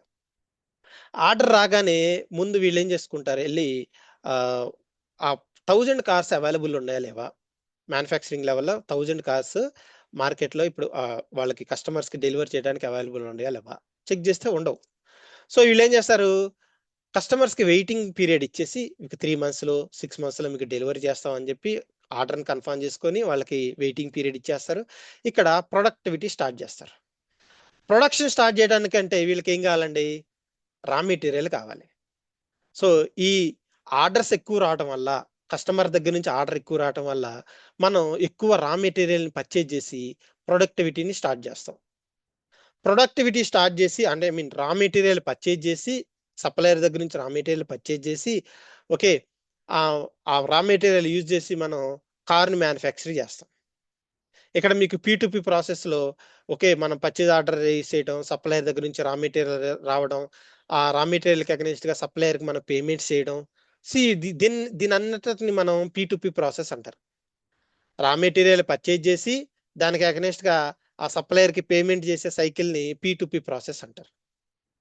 సో వన్స్ మనం రా మెటీరియల్ పర్చేజ్ చేసాం, ఓకే, ప్రొడక్షన్ అయిపోయింది, దెన్ మనం ఏం చేస్తామండి, ప్రొడక్షన్ కంప్లీట్ అయిన ఆ కార్స్ ని కస్టమర్ కి డెలివరీ చేయాలి. కస్టమర్ కి డెలివరీ చేసినప్పుడు ఓకే, సో మనం సేల్స్ ఇన్వాయిస్ క్రియేట్ చేస్తాం. సేల్స్ ఇన్వాయిస్ క్రియేట్ చేయటం, కస్టమర్ దగ్గర నుంచి పేమెంట్ రిసీవ్ చేసుకోవటం, ఇది O2C activity.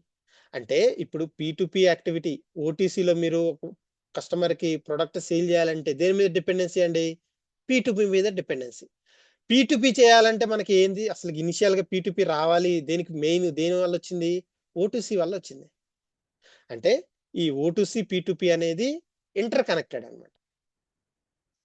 Coming to the fixed assets, మధ్యలో ఈ ఫిక్స్డ్ అసెట్స్ ఎక్కడి నుంచి వచ్చింది, మీరు మ్యానుఫ్యాక్చర్ చేయాలంటే ఒక ప్రొడక్ట్ ని మీకు ఏం కావాలండి, మిషనరీస్ కావాలి, ఒక బిల్డింగ్, ఒక ఫ్యాక్టరీ కావాలి. ఓకే, ఇవన్నీ ఏంటంటే మనకి అసెట్సే. ఒక కంపెనీలో ఒక ప్రొడక్టివిటీ లేకపోతే ఒక దీర్ఘకాలంగా జరిగే బిజినెస్ యాక్టివిటీకి సపోర్ట్ చేసే ప్రతి దాన్ని మనం ఆ కంపెనీ అసెట్స్ అని అంటాం. ఆ కంపెనీ బిల్డింగ్ కావచ్చు, ఆ కంపెనీలో ఉన్న మిషనరీస్ కావచ్చు, ఆ కంపెనీకి ఉన్న వెహికల్స్ కావచ్చు, ఫర్నిచర్ కావచ్చు, ఇవన్నీ కూడా ఇప్పుడు ఏమంటారు, ఒక మిషనరీ ఉందనుకోండి, ఒక కారుకి ఒక మిషనరీ వాడాను నేను, అర్థమైందా, ఒక మిషనరీ ఉందంటే ఆ మిషనరీతో 100 కార్లు తయారు చేయొచ్చు, లేకపోతే 1000 కార్స్ ఒకటే మిషనరీ మీద తయారు చేస్తాం.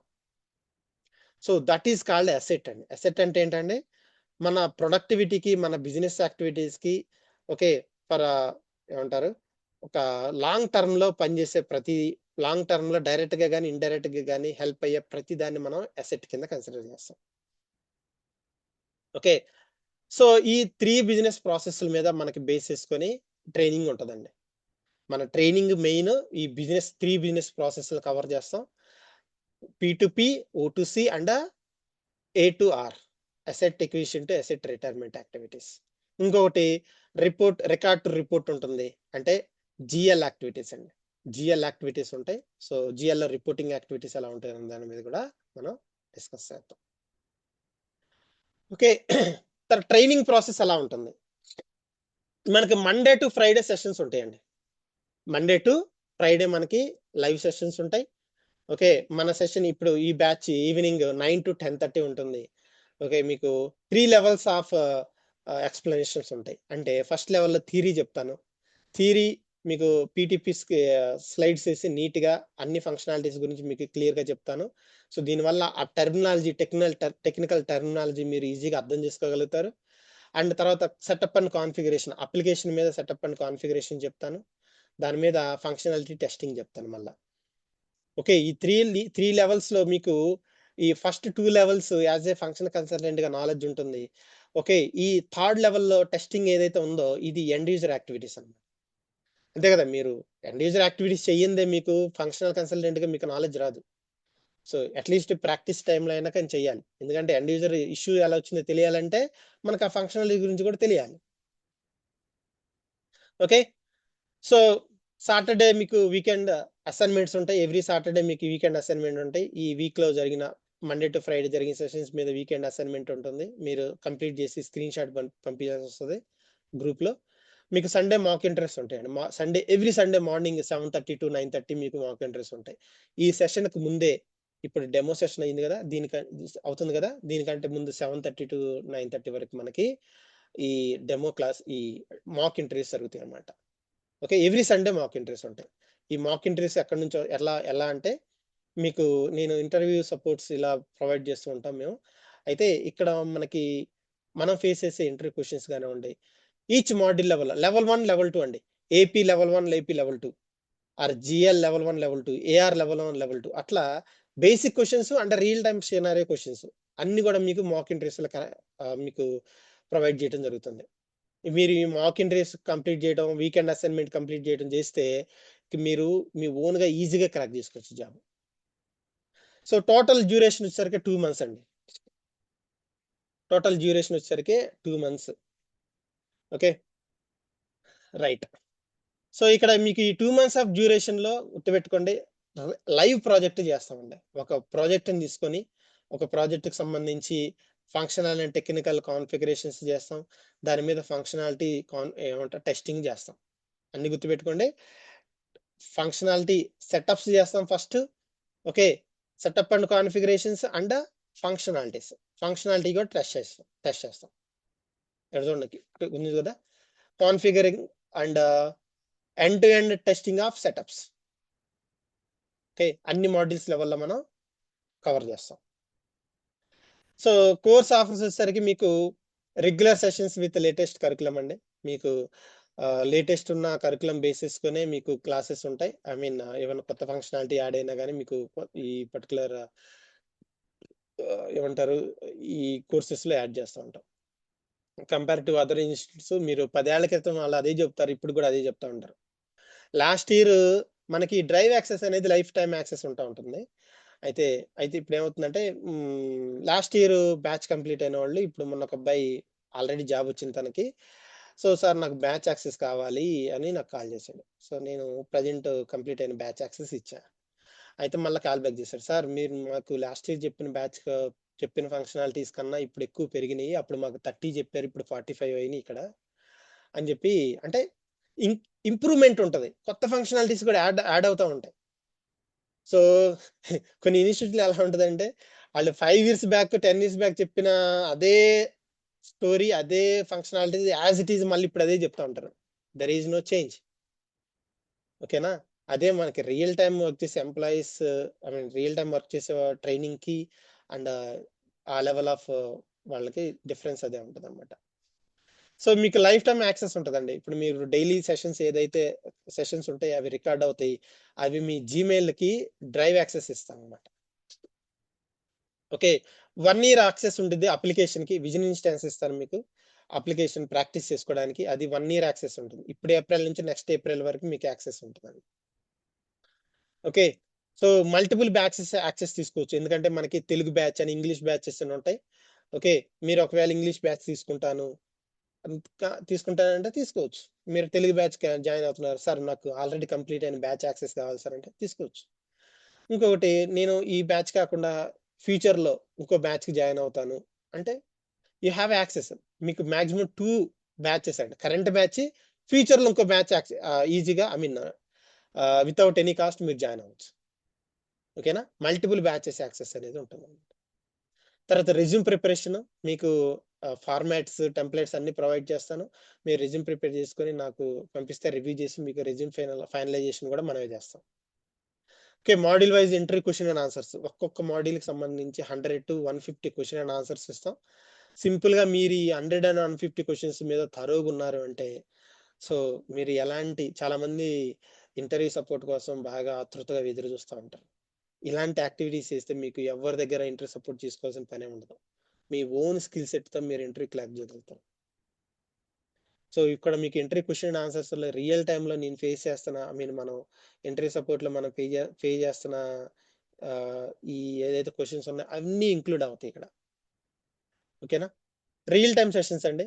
మీకు ఒక రియల్ టైమ్ ప్రాజెక్ట్ మీద ఆహ్, మీరు యాస్ ఎ ఫ్రెషర్‌గా, ఐ మీన్ ఇప్పటివరకు మీరు ఏ సాఫ్ట్‌వేర్ జాబ్ చేయలేదు. ఆర్ ఫంక్షన్ కన్సల్టెంట్‌గా పని చేయలేదు. మీరు కంపెనీలో ఎంటర్ అయితే ఎలా ఉంటుంది? ఆన్ బోర్డింగ్ దగ్గర నుంచి మీ టీమ్ గురించి, మీ రూల్స్ అండ్ రెస్పాన్సిబిలిటీస్ గురించి, మీరు ఇంప్లిమెంటేషన్ ప్రాజెక్ట్ అయితే ఏమి యాక్టివిటీస్ చేస్తాం? సో ఇంప్లిమెంటేషన్ మెథడాలజీస్ ఉంటాయి, డాక్యుమెంటేషన్స్ ఉంటాయి, కస్టమైజేషన్స్, డేటా మైగ్రేషన్స్, వీటన్నిటి గురించి చెప్తాం. అదే సపోర్టింగ్ ప్రాజెక్టులు అయితే మనకి ఈ ఎస్ఓడబ్ల్యూ ఇంపార్టెన్స్ ఎలా ఉంటుంది, టికెటింగ్ టూల్స్ ఎలా డీల్ చేస్తాము, ఇక్కడ సపోర్టింగ్ లెవెల్లో ఏమైనా డాక్యుమెంట్స్ ఏమైనా ప్రిపేర్ చేస్తామా, రియల్ టైమ్ ఇష్యూస్ ఏమేమి వస్తాయి ఎగ్జాక్ట్గా మాడ్యూల్ లెవెల్లో ఏమేమి ఎక్స్పెక్ట్ చేయొచ్చు మనం, ఎలాంటి సొల్యూషన్స్ ఇవ్వాలి, ఎలా రియాక్ట్ అవ్వాలి క్లయింట్తో, ఎలా కమ్యూనికేట్ అవ్వాలి. సో ఇవన్నీ మీకు రియల్ టైమ్ సెషన్స్లో మీకు ఎక్స్ప్లెయిన్ చేస్తాను. గుర్తుపెట్టుకోండి, ఈ 2 months ట్రైనింగ్ మీకు రియల్ టైమ్ 5 years ఎక్స్పీరియన్స్ నాలెడ్జ్కి ఈక్వల్. ఎక్స్పీరియన్స్ మనం ఎటు గెయిన్ చేయలేం, ఎందుకంటే మనకు లేదు కాబట్టి ఇప్పటివరకు.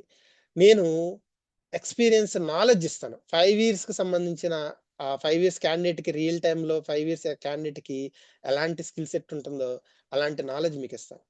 బెస్ట్ ఎగ్జాంపుల్ ఒకటి చెప్తాను మీకు. మన ఇంటర్వ్యూ ఒకటి అటెండ్ అయినప్పుడు ఒక క్వశ్చన్ వచ్చింది.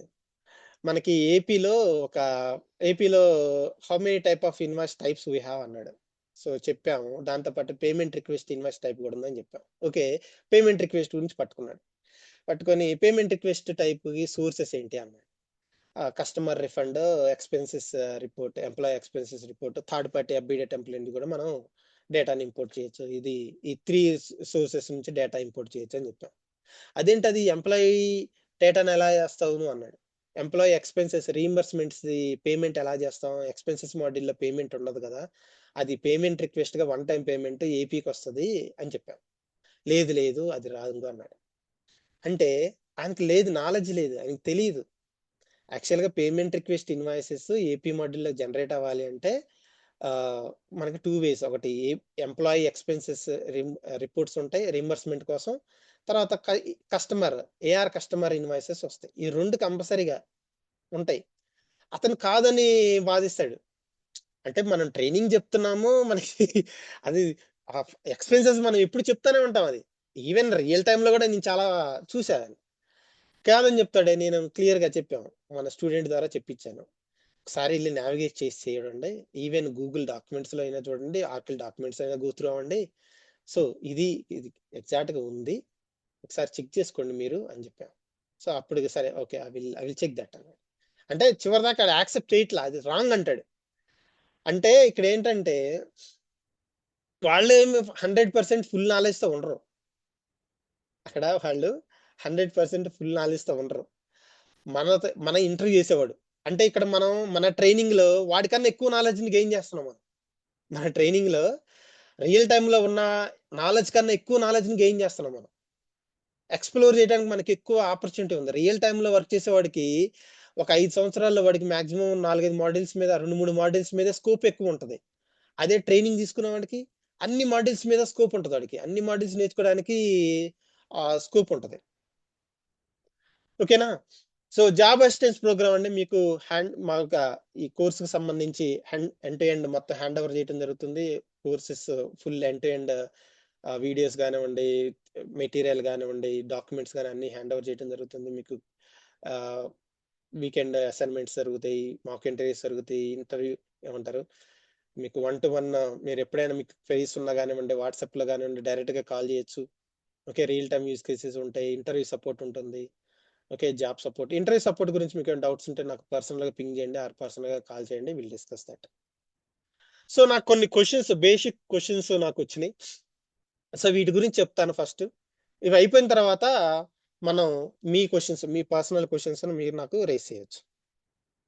So, first thing who can learn this course అండి. సో, ఎక్కడైనా గుర్తుపెట్టుకోండి, మీరు మీ ఎడ్యుకేషన్ బ్యాక్‌గ్రౌండ్ ఏదైనా గానివ్వండి. దీనికి ఎలాంటి ప్రీ రిక్విజిట్స్ అక్కర్లేదు. మీకు డిగ్రీ ఉంటే చాలు. ఓకే. 3 ఇయర్స్ డిగ్రీ గాని, బీటెక్ డిగ్రీ గాని ఏదైనా డిగ్రీ ఉంటే మీరు సాఫ్ట్‌వేర్ ఎంప్లాయ్‌కి ఎలిజిబుల్ అయితే చాలు ఎవరైనా నేర్చుకోవచ్చు. నేను నాన్ ఫినాన్స్ బ్యాక్‌గ్రౌండ్ అండి. ఫినాన్స్ బ్యాక్‌గ్రౌండ్ కాదు. అకౌంట్స్ ఉంటాయి కదా! అని. ఇది ఎవరైనా నేర్చుకోవచ్చు. ఇప్పుడు నేను టీమ్‌లో పనిచేస్తున్నాను. ఇప్పుడు అంటే ఫంక్షనల్ కన్సల్టెంట్‌గా మేము ఒక 5, 6 ఉంటాం ఒక టీమ్‌లో. అంటే అందరూ ఫినాన్స్ టీమ్ వాళ్ళేనా? కాదు. బీటెక్ వోళ్ళు కూడా ఉన్నారు చాలామంది. ఒకళ్ళిద్దరు మాత్రమే ఫినాన్స్ స్టూడెంట్స్ ఉంటారు. అంటే ఇది ఎడ్యుకేషన్‌కి సంబంధించింది కాదు. మీకు స్కిల్‌కి సంబంధించింది. అప్లికేషన్ మీద ఉన్న మీకు స్కిల్‌కి సంబంధించింది. తర్వాత మీకు 10 ఇయర్స్ ఎక్స్‌పీరియన్స్ ఉంది. నాన్ ఐటీలో ఉంది. లేకపోతే వేరే జాబ్స్ చేస్తా ఉన్నారు. మూవ్ అవ్వచ్చంటే డెఫినిట్‌గా అండి. మీ ఎక్స్‌పీరియన్స్‌లో సగం డొమైన్ ఎక్స్‌పీరియన్స్‌గా ఉంచేసి రిమైనింగ్ ఒక 5 ఇయర్స్ ఆర్కిల్ ఫ్యూచర్ మీదకి మీరు టర్న్ చేసుకోవచ్చు. ఓకే. తర్వాత ఎక్స్పెక్టెడ్ ప్యాకేజెస్ అండి. 8 లాక్స్ మీరు ఏమంటారు కరెంట్ మీకు ఉన్న ప్యాకేజ్ కన్నా you can expect more packages అండి. You can expected more packages. ఏమంటారు 10 లాక్స్ మినిమమ్ ఇస్తారు దీంట్లో. సో, మీకేమన్నా కెరియర్ గ్యాప్స్ ఉన్నాయంటే కంపల్సరీగా మనం యూ నో కంపెనీస్ డాక్యుమెంట్స్ పెట్టుకొని మేనేజ్ చేసుకోవచ్చు. దానికేం ప్రాబ్లమ్ లేదు. చాలామంది ఆన్‌లైన్, ఆఫ్‌లైన్ అంటే మీరు ఆన్‌లైనే ట్రైనింగ్ ఇస్తున్నారు. మాకు ఆఫ్‌లైన్ గావాలి. ఆఫ్‌లైన్ అయితేనే చేరతాము. ఆఫ్‌లైన్ అయితే లేకపోతే చేరమంటారు. ఒక అబ్బాయి ఎగ్జాంపుల్ చెప్తాను మీకు. నాకొక అబ్బాయి ఇంతకుముందు ప్రీవియస్ కాంటాక్ట్ చేసాడు. కాంటాక్ట్ చేసి నేను కోర్స్ జాయిన్ అవ్వాలి సార్ అన్నాడు. సో, ఓకే అన్నాను. తీరా ఆన్‌లైన్ అనేసరికి సార్ నేను ఆఫ్‌లైన్ అనేది జాయిన్ అవుతాను. ఆన్‌లైన్ కోర్స్ అయితే నేను జాయిన్ అవ్వనన్నాడు. సరే వేరే ఇన్‌స్టిట్యూట్‌కెళ్ళాడంట. సో, 2 మంత్స్ అయిపోయింది. మళ్ళా నాకు కాంటాక్ట్ చేసాడు. సార్ సరే ఏమనుకోకండి నేనిట్లా లాస్ అయిపోయాను. ఇది ఏదో ఇన్‌స్టిట్యూట్ అంట ఇక్కడ ఇది జాయిన్ అయ్యాను. సో, ఆఫ్‌లైన్ అన్నారు. ఇక్కడంతా ఆన్‌లైనే జరుగుతుంది. ఇన్‌స్టిట్యూట్ మాత్రం పేరుకే ఇన్‌స్టిట్యూట్ ఉంది. కానీ ట్రైనర్ మాకెప్పుడు కనపడ్డు. ఆయనెక్కడో కూర్చుంటున్నాడు. మేము ఇన్‌స్టిట్యూట్‌కెళ్తే అక్కడ మాకు ప్రొజెక్టర్ స్క్రీనేసి ఆయన వాయిస్ స్పీకర్‌లో ఇనపడుతుంది. అక్కడ మేము క్లాస్‌కి అటెండ్ అవ్వాల్సొస్తుంది. సో, ఇక్కడేమవుతుంది ఆళ్ళు ఇన్‌స్టిట్యూట్‌కెళ్ళిన తర్వాత కూడా ఆ రోజు సెషన్ ఉండిద్దో లేదో తెలీదాళ్ళకి.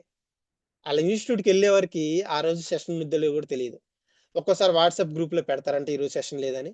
ఒక్కోసారి ఆడికెళ్ళే వరకు తెలీదంట. టెక్నికల్ ఇష్యూ ఈరోజు సెషన్ లేదని. సో, ఇలా 2 మంత్స్ మనోడు ఇసికిపోయాడు. సో, ఇదేంటిది ఆఫ్‌లైన్ అన్నారు. దీనివల్ల ఇంత డ్రాబ్యాక్ ఉందా? ఆన్‌లైన్ ఉంటే చక్కగా ఈ పాటికి అయిపోయేదే గదా! అప్పటికి మన బ్యాచ్ అయిపోయింది. 2 మంత్స్ తర్వాత కాంటాక్ట్ చేస్తే, "బాబు నువ్వు కాంటాక్ట్ అయినప్పుడు స్టార్ట్ అయిన బ్యాచ్ కంప్లీట్ అయిపోయింది." ఆయన షాక్. "సార్ నేను జాయిన్ అయిన బ్యాచ్ వాళ్ళు 4 మంత్స్ చెప్తారంట. ఇంతవరకు అవ్వలేదు సార్. సగం కూడా అవ్వలేదు. మీరప్పుడు ఎట్లా కంప్లీట్ అయిందని." సో, కొంతమంది అంటారు. ఏమని? "మీరు 2 మంత్స్‌లోనే ఎలా కంప్లీట్ చేస్తారు కోర్సు? 2 మంత్స్‌లో అన్ని టాపిక్స్ కంప్లీట్ చేస్తారా?" అని. సో, ఒక ఒకతను నాకు తెలిసి ఆయన జాయిన్ అయ్యాడో లేదో తెలీదు. ఒకసారి చూస్తా. జాయిన్ అవ్వలేదు. యూఏఈ నుంచి సౌదీ నుంచి కాల్ చేసాడు.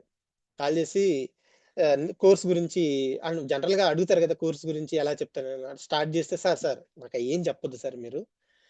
సో, మీ మీద నాకు చాలా పాజిటివ్ ఫీడ్‌బ్యాక్ ఉంది. అంటే ప్రాక్టికల్ ఫీడ్‌బ్యాక్స్ ఉన్నాయి నా దగ్గర.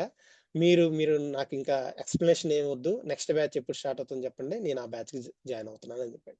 సరే ఏమైంది సార్ అదనంటే, వాళ్ళ వాళ్ళ ఫ్రెండ్స్ ఎవరో ఇద్దరున్నారు. వాళ్ళు మనకి ప్రీవియస్ బ్యాచ్‌లో మన దగ్గర కోర్స్ జాయిన్ అయ్యి, వాళ్ళు ఓన్‌గానే జాబ్ క్రాక్ చేసుకొని 4+ ఇయర్సో, 5 ఎంతో పెట్టుకున్నారు ఎక్స్‌పీరియన్స్. తక్కువే పెట్టుకొని మంచి ప్యాకేజెస్ గెయిన్ చేశారు. వాళ్ళిచ్చిన ఫీడ్‌బ్యాక్ మనోడికి. మహేష్ ఇట్లా ఉన్నాడు. ట్రైనింగ్ ఇస్తాడు. Online training. ఆయన డ్రైవ్ కూడా ఇస్తాడు. అది పట్టుకొని నువ్వు ప్రాక్టీస్ చేసుకుంటే చాలు. ఇంకేం అక్కర్లేదు. ఓకే.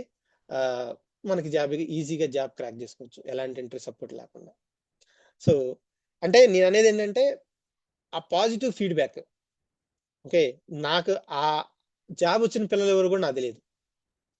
అంటే ప్రీవియస్ బ్యాచోళ్ళు వాళ్ళు నేర్చుకున్నారు జాబ్స్ వచ్చేసినాయి వాళ్ళకి.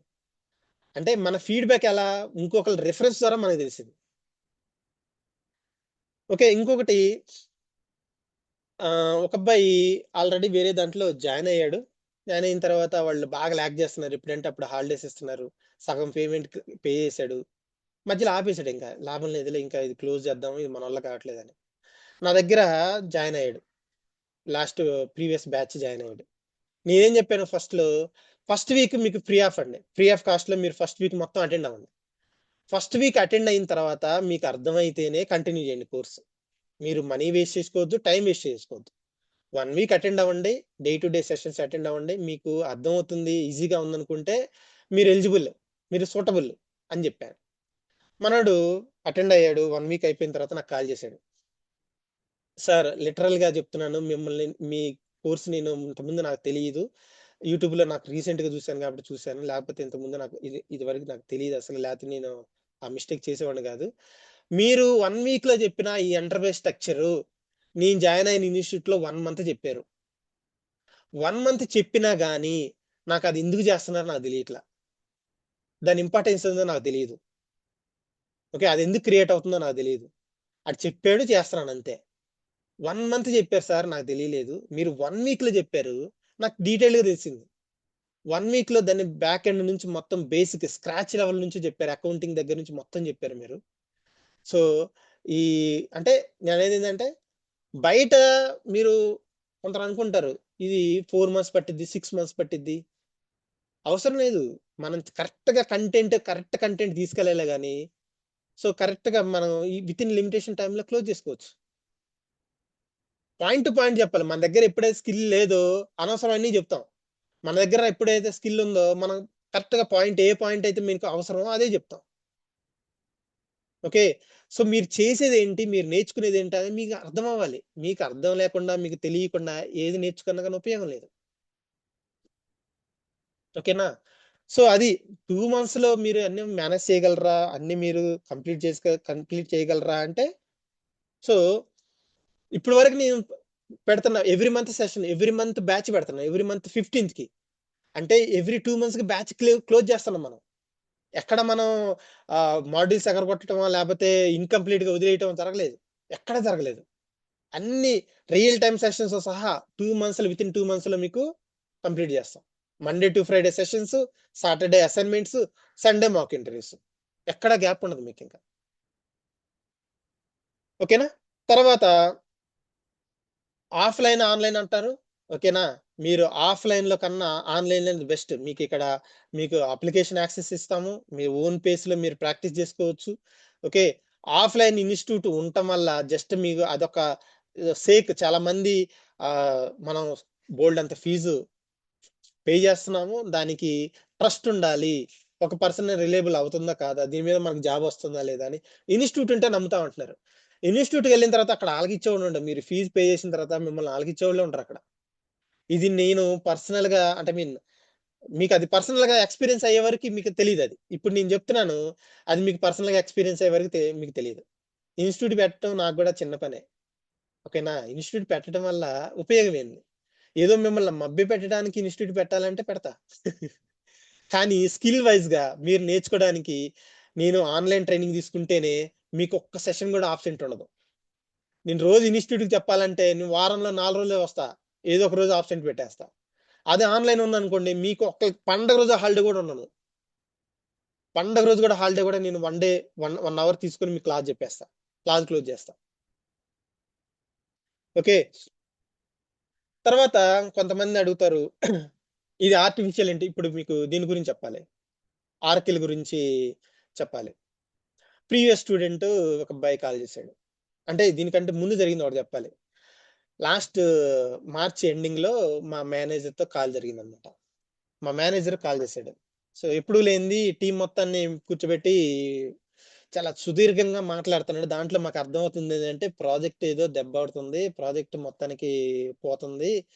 కొంచెం క్రిటికల్‌గా అయ్యేటట్లు ఉందేదో ఒక డౌట్స్ వచ్చినియి మాకు. ఆయన చెప్పే ఎక్స్‌ప్లనేషన్‌లో ఏంటంటే నౌ ఏ డేస్ ఆర్టిఫిషియల్ ఇంటెలిజెన్స్ అనేది కీ రోల్ ప్లే చేస్తుంది. చిన్న చిన్న టెక్నికల్‌గా రిక్వైర్మెంట్స్ ఏమన్నా ఉంటే అది ఆర్టిఫిషియల్ ఇంటెలిజెన్స్‌తో అయిపోతుంది. ఎండ్ యూజర్స్‌కి, క్లయింట్‌కి ఈ టెక్నికల్ కన్సల్టెంట్స్ అవసరం రావట్ల. టెక్నికల్‌గా మా టీమ్‌లో టెక్నికలోళ్ళు ఎక్కువుంటారు. ఫంక్షనల్ తక్కువుంటారు. సో, అది ఏంటంటే ఆ మీటింగ్ ఎండ్‌కొచ్చేసరికి తిరిగి మహేష్ మీదకొస్తుంది. అంటే నా మీదకొస్తుంది. సో, మహేష్ ఫంక్షన్ కన్సల్టెంట్. ఓకే. అలాంటి ప్రొఫైల్ తీసుకోండి. అలాంటి ప్రొఫైల్ తీసుకుంటేనే మీకు లైఫ్ ఫ్యూచరు. ఇక్కడి నుంచి ఈ 2025, 26 నుంచి ఇంకా రాబోయే 20 సంవత్సరాలు ఏదైనా గాని, మీరు టెక్నికల్‌గా గాని, లేపోతే కోడింగ్ మీదకెళ్లారు అంటే మీరు చాలా సర్కమ్‌స్టాన్సెస్ ఫేస్ చేయాలి. చాలా ఇష్యూస్ వస్తాయి. మీరు సర్వైవ్ అవ్వటానికి ప్రతిసారి ఏదో ఒక కొత్త స్కిల్ నేర్చుకుంటూ ఎళ్ళాలి. ఆర్టిఫిషియల్ ఇంటెలిజెంట్ మీద కొత్త స్కిల్ నేర్చుకుంటూ ఎళ్ళాలి. ఓకే. చాలా స్ట్రగుల్ అవుతారు. అందుకని ఫంక్షనల్‌కి మూవ్ అవ్వండి. అందరూ ఫంక్షనల్‌కి మూవ్ అవ్వండి. ఫంక్షనల్ మూవ్ అయితే మీరు వర్క్ చేసే 20 ఇయర్స్, 25 ఇయర్స్ ఈజీగా సర్వైవ్ అవ్వచ్చు.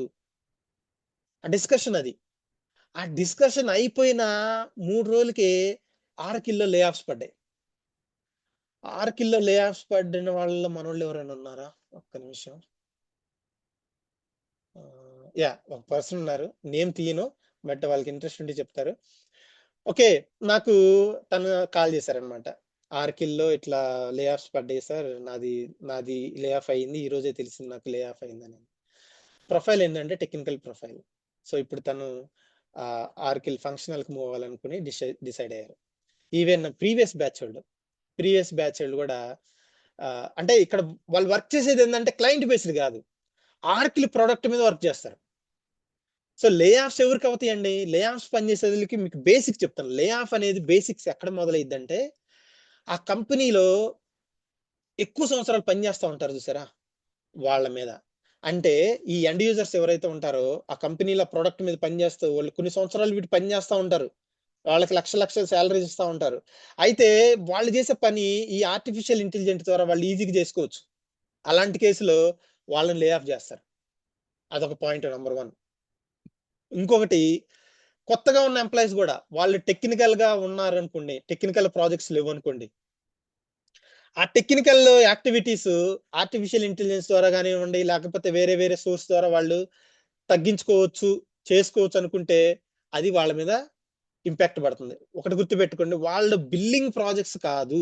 వాళ్ళ మీద కంపెనీకి ఎలాంటి రెవెన్యూ లేదు. వాళ్ళు జస్ట్ ప్రొడక్ట్ బేస్డ్ మీద వర్క్ చేస్తున్నారు అంటే వాళ్ళ మీద లే ఆఫ్స్ పడతాయి. ఇన్ఫోసిస్‌లో గానివ్వండి, ఆర్కిల్‌లో గానివ్వండి, ఇంకా ఏ కంపెనీలో గాని లే ఆఫ్స్ పడ్డాయి అంటే, ఆ కంపెనీ ప్రొడక్ట్ మీద పనిచేసే ఆ ఎండ్ యూజర్ బేస్డ్ ఎంప్లాయీస్ మీద పడతాయి.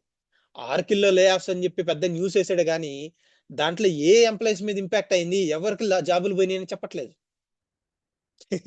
మీరు డీటెయిల్‌గా ఎళ్తే గాని ఆ విషయం తెలీదు. సో, ఇక్కడ మీకు ఆర్కిల్ ఫ్యూజన్ మనం ఆర్కిల్ కంపెనీలో పని చేయట్లేదు. ఆర్కిల్ కంపెనీకి మనకు సంబంధమే లేదు. మనం సాఫ్ట్‌వేర్ కంపెనీలో పని చేస్తున్నాం. ఇప్పుడు టాటా మోటార్స్ ఉన్నాడండి. టాటా మోటార్స్ కంపెనీ చెప్తున్నాను. మనం టాటా మోటార్ కారు వాడుతున్నాము. టాటా కంపెనీ దివాలా తీసింది. దివాలా తీసిందని మన కారు లాగేసుకుంటారా ఎనక్కి? మన కారేమన్నా ఆగిపోద్దా? కాదు గదా! మన కారు పని చేస్తానే ఉంటది. మన కారుకి ఎలాంటి ప్రాబ్లమ్ ఉండదు. మన కార్‌ని మెకానిక్ దగ్గరికి తీసుకెళ్ళాలి. అన్ని సపోర్ట్ తీసుకోవాలి. అన్ని చేయాలి. ఆ కంపెనీలో ఇష్యూ అంటే కంపెనీలో వచ్చిందంతే. అది మళ్ళా సెట్ అయిపోద్ది. మళ్ళా ప్రొడక్షన్ స్టార్ట్ చేస్తారు. మళ్ళా అది యాజ్ యూజువల్‌గా రన్ అయిద్ది. అంటే ఇక్కడ ఆర్కిల్ గూడా అలాంటిదే. ఆర్కిల్ ఫ్యూజన్ అప్లికేషన్ వాడుతున్నాం మనం. అప్లికేషన్ లెవెల్‌లో ఫంక్షనల్ కన్సల్టెంట్ మనం.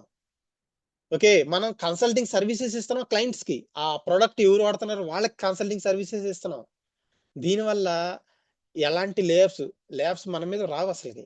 మనం మన మీదే రెవెన్యూ జనరేట్ అయ్యేది. ఏ సాఫ్ట్‌వేర్ కంపెనీకైనా మన మీదే రెవెన్యూ జనరేట్ అవ్వాలి. మనం ఇచ్చే సర్వీస్ మీదే రెవెన్యూ జనరేట్ అవ్వాలి. అలాంటిది మన మీద లే ఆఫ్స్ అనేది ఇంపాసిబుల్. లే ఆఫ్స్ అనేవి ఆ ప్రొడక్ట్ బేస్ మీద పనిచేసేవాళ్ళు, టెక్నికల్‌గా పనిచేసే వాళ్ళకి లే ఆఫ్స్ అవుతున్నాయి. ఎందుకంటే మీరు కష్టపడి వారం రోజులు పనిచేసే టెక్నికల్ యాక్టివిటీ జీపీటీ గాని కొత్త కొత్త ఏఐ టూల్స్ వచ్చినాయి. వితిన్ 10 నిమిషాల్లో వచ్చి పడేస్తుంది కోడ్ అంతా. మెయింటెనెన్స్ గూడా ఆటోమేషన్ యాక్టివిటీస్ గూడా మాన్యువల్ చేసే యాక్టివిటీస్ గాని ఆటోమేషన్స్ అయిపోతున్నాయి.